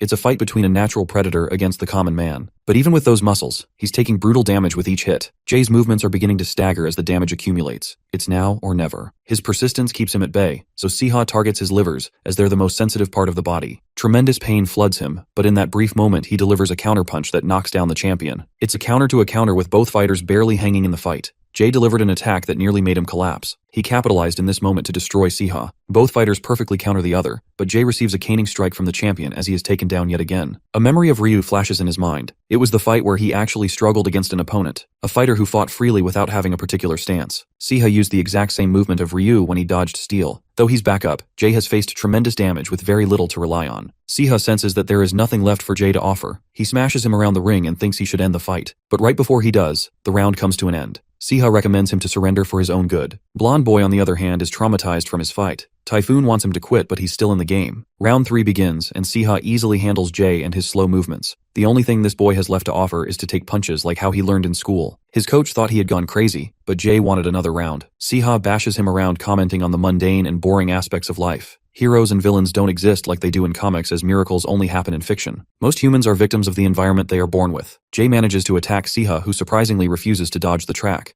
The truth is, Siha also experienced severe damage accumulation. This allowed Jay to get his hits in. Both fighters were struggling to keep up, but now is the decisive moment of the fight. For Jay, he overcame massive hurdles, so he boasts the strength to endure such pain. His opponent is a hulk of talent who relies on squeezing consecutive punches, but he exhausts himself, allowing Jay to launch an uppercut. Siha dodges the uppercut and repeats Ryu's recoil punch, but it's not enough to knock him out. Jay follows with a counterpunch of his own and demolishes Siha as both fighters fall to the ground. A double knockdown has occurred. The referee makes his count as Jay emerges to take his stand. The crowd roars as he wins the match. A new national champion of the country is born, while Siha experiences his first loss in boxing. He thought he would lose to someone with more talent, but that prediction was proven wrong. One of them boxed to entertain himself while the other overcame it. It was clear that Jay was deserving of this victory. Jay wins the titleship match in the junior welterweight division. The scene cuts to a face we've all been dying to see. It's Ryu, who has been freed after receiving his sentence. He returns to his boss and no longer wants to work for the thugs, but he experiences a sudden dizziness as they drug his meal. Ryu's still as good as he once was and doesn't mind slaughtering them. The entire gang rush to attack him as he demolished everyone. After defeating them and reminding the vermin of their place, he is ready to kill anyone who stands in his way. Ryu wonders where his life took a downward spiral. He doesn't know if it started with the feeling of humiliation, loss, or hitting someone. Ryu at his lowest became a nobody until Josh discovered him outside his bar. He begged for food before collapsing. Josh fed him with a good meal and learned that they were the same age. He even offered Ryu a chance to work at the bar, but he refused, stating it wasn't like him to work that kind of job. He glanced to spot Josh's trophies and realized he was a boxer. Curiously, Ryu asked if Josh had any merit in the professional boxing world. He answered that he's only good in local matches, as the world stage is a different beast. Something took over Ryu as he begged to fight him. A frustrated Josh took him to the alleyway to fight. Ryu treated him callously, but he's still quick on the draw. Josh evaded him, but still gave him a tough time. Coincidentally, Gene's coach came to witness Ryu's boxing. He possessed amazing timing paired with brilliant reaction speed. At the same time, his movements were so odd. This is due to the injury he suffered in his leg. As a consequence, Josh pummels him to the ground. Josh reminds him that he was a greater fighter back then than he is now. Remembering his frustrating conversation with Kay, Josh claimed that there were 2 geniuses in the country of Korea, more powerful than even him, who never learned to box. He left the white-haired punk in the gutter. Gene stood over him and asked what he really wanted. But in response, Bitchface just told him to frick off. He looked like a pathetic sight laying on the ground, but Peter still extended him an invitation to find him if he wanted to go pro. Wherever he goes, Ryu's past haunts him in the face of Jay. The sight of Yu traumatizes him while Josh reminds him of his inferiority. Even Kay called him a worthless piece of trash, leaving him the most fragile he's ever been. Peter meets with Jean and tells him about his interaction with an interesting fellow in the street. Ryu follows a path that Peter has sculpted for him. Back then, he saw Yu's fight against Jay. The world froze in its place. Ryu eventually arrived at the gym and expressed wanting to become a professional boxer. Peter wanted to hear it in his heart and soul. Ryu gave the old geezer what he wanted, but he wasn't going to receive the privilege of being trained for free. After all, he's one of the best coaches in the world, but he's ready to give him a discount if he works at a local restaurant. Bro gets tossed outside so that he can learn the value of work. The next day, he shows up to Josh's bar and earnestly states that he wants to work in his kitchen. Josh demands that he apologize for his actions. Ryu had never in his life thought that he could apologize to anyone, but he was forced to chew his words and uttered the words of apology. He felt embarrassed with a bit of freedom. He was finally experiencing the growth he had never experienced before. Ryu starts at once doing dishes, but this dude is secretly plotting to destroy Josh in their revenge match. He shaves his hair for a cleaner look and decides to change for the better. When he showed up to the gym, he saw Jean for the first time. The same guy who went up against the best in the whole world. Ryu issues the payment for the gym as Peter teaches him his first boxing lesson. Ryu hates that he's being ridiculed because he already knows such basic movements. He prefers learning how to fight in an actual fight, but Peter tells him that he still doesn't know a thing about boxing. Ryu tries to show his 1-2 combo, but it's pathetic compared to the ordinary. Peter notices that Ryu hurts his leg whenever he tries executing an attack. Everything rests on a person's leg, as they're crucial for his style. Ryu gets pissed and directly challenges Jean for a fight. Such bold words aren't enough to get him a ring with Jean. Peter gets him a ring with an amateur pro boxer to see if he's up to the case. Bitchface is actually confident he's gonna win because of his form. The fight begins, and it's instantly clear that Ryu boasts God-given talent. He might have become a powerful boxer, but he's being pushed back in a ring against an amateur one. Peter stops the fight before the first round even finishes. Obviously, Crybaby is pretty frustrated by his performance, and his ego can't stomach losing to a guy who hasn't even gone pro. Finally, he blurts out that Kay himself acknowledged him as a genius boxer. A moment of silence follows before Jean voluntarily accepts the fighting match. He intentionally hides one of his arms and even places an easy win condition for Ryu. The fight doesn't even begin before it ends. Ryu realized that Jean didn't knock him out purposefully as he wanted to show him the difference in skill. In just a few fractions of seconds, Ryu endured a hell of pain against this monster until he eventually blacked out. When he woke up again, Peter had to give him the cold news. The genius was no longer the genius he thought he was. There was no point in his training if he trained the old way. But after a while, Ryu regained his footing and managed to win a fight. When they were at school, Ryu boasted an exceptional ability in sports, while Yu seemed like a guy who could navigate between a bunch of skills.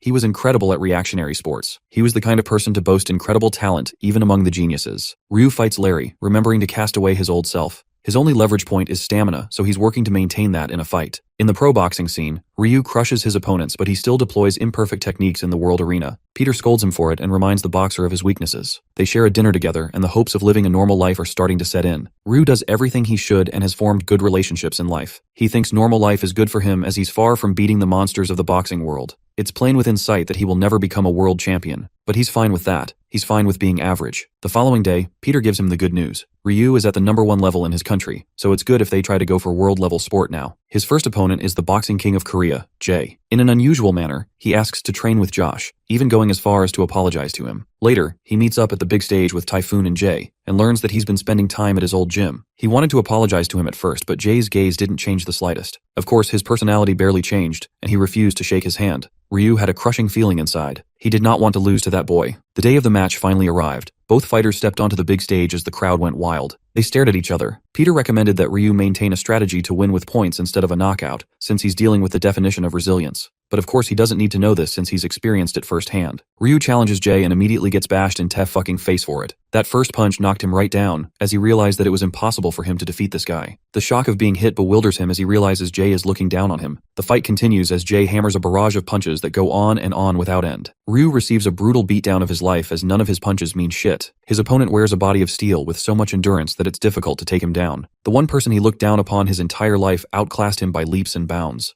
The first round ends with Jay's domination in the ring, but he believes Ryu is still hiding his real ability. On the other side, Peter guides him to hang in there and tire his opponent out. The longer the fight, the better the chances of winning. But that's not Ryu's style. He doesn't want to win like that and desires to end the fight in the next round. The fight begins as Jay feels a shiver down his spine. Ryu's fist connects and batters him with incredible speed. He wants to break Jay's resolve by cornering him with heavy punches. The scene reminds him of their initial fight. Jay senses Ryu's weak point in his leg, and yet he still gets uppercutted. Memories of their training flash before their eyes as Jay corners and knocks the wind out of his opponent. Ryu collapses to the ground, and for the second time he feels that it is impossible to defeat the champion of Korea. He refused to accept such an ending. Ryu gets up again to confront his morbid reality. Despite his charged advance to defeat the champion, all he receives is a punch that knocks the daylights out of him. The fight is over as Jay surpasses him in the race. His coach roars at him to get back up, but this pathetic fighter has lost himself to misery. He pities his bad leg, but then remembers Peter's words. Just why did he return to the gym? The answer was simple. He cultivated a desire to box. Mustering that spirit, Ryu fidgets and starts all over again. The damage accumulation is flooding his body, but Jay still wants to be cautious in this fight. He advances to finish the fight in 30 seconds. He had to endure the brunt of many heavy punches during that time span. The referee commanded the end of the round, letting Ryu survive for a little while longer. The third round began as he prioritized maintaining his guard. This is done to recover from the damage, but Jay isn't going to do that. Surprisingly, Ryu executed a clinch that stopped the flow of his movement. Then when it became tough, Ryu executed a second clinch. He was finally following Peter's strategy to win the fight. Finally, it was possible for him to win as the underdog of the ring. But even with that strategy, he gets destroyed by Jay. The little guy came back for some hardcore revenge. Ryu regains consciousness, but it's not enough as the difference in their effort is too vast. The third round comes to an end, and he doesn't even have a game plan. 3 more rounds fly past as Ryu is beginning to question how long this match will go. Peter even calls him a punching bag and thinks he should opt out of the fight if he wants. But Ryu reminds his coach of his own words. He doesn't want to leave anything in his tank before calling it quits. Round 7 begins with Ryu's envy for Jay, who became a successful boxer after putting in hours of effort into the sport. He was blessed with talent and took his talent for granted.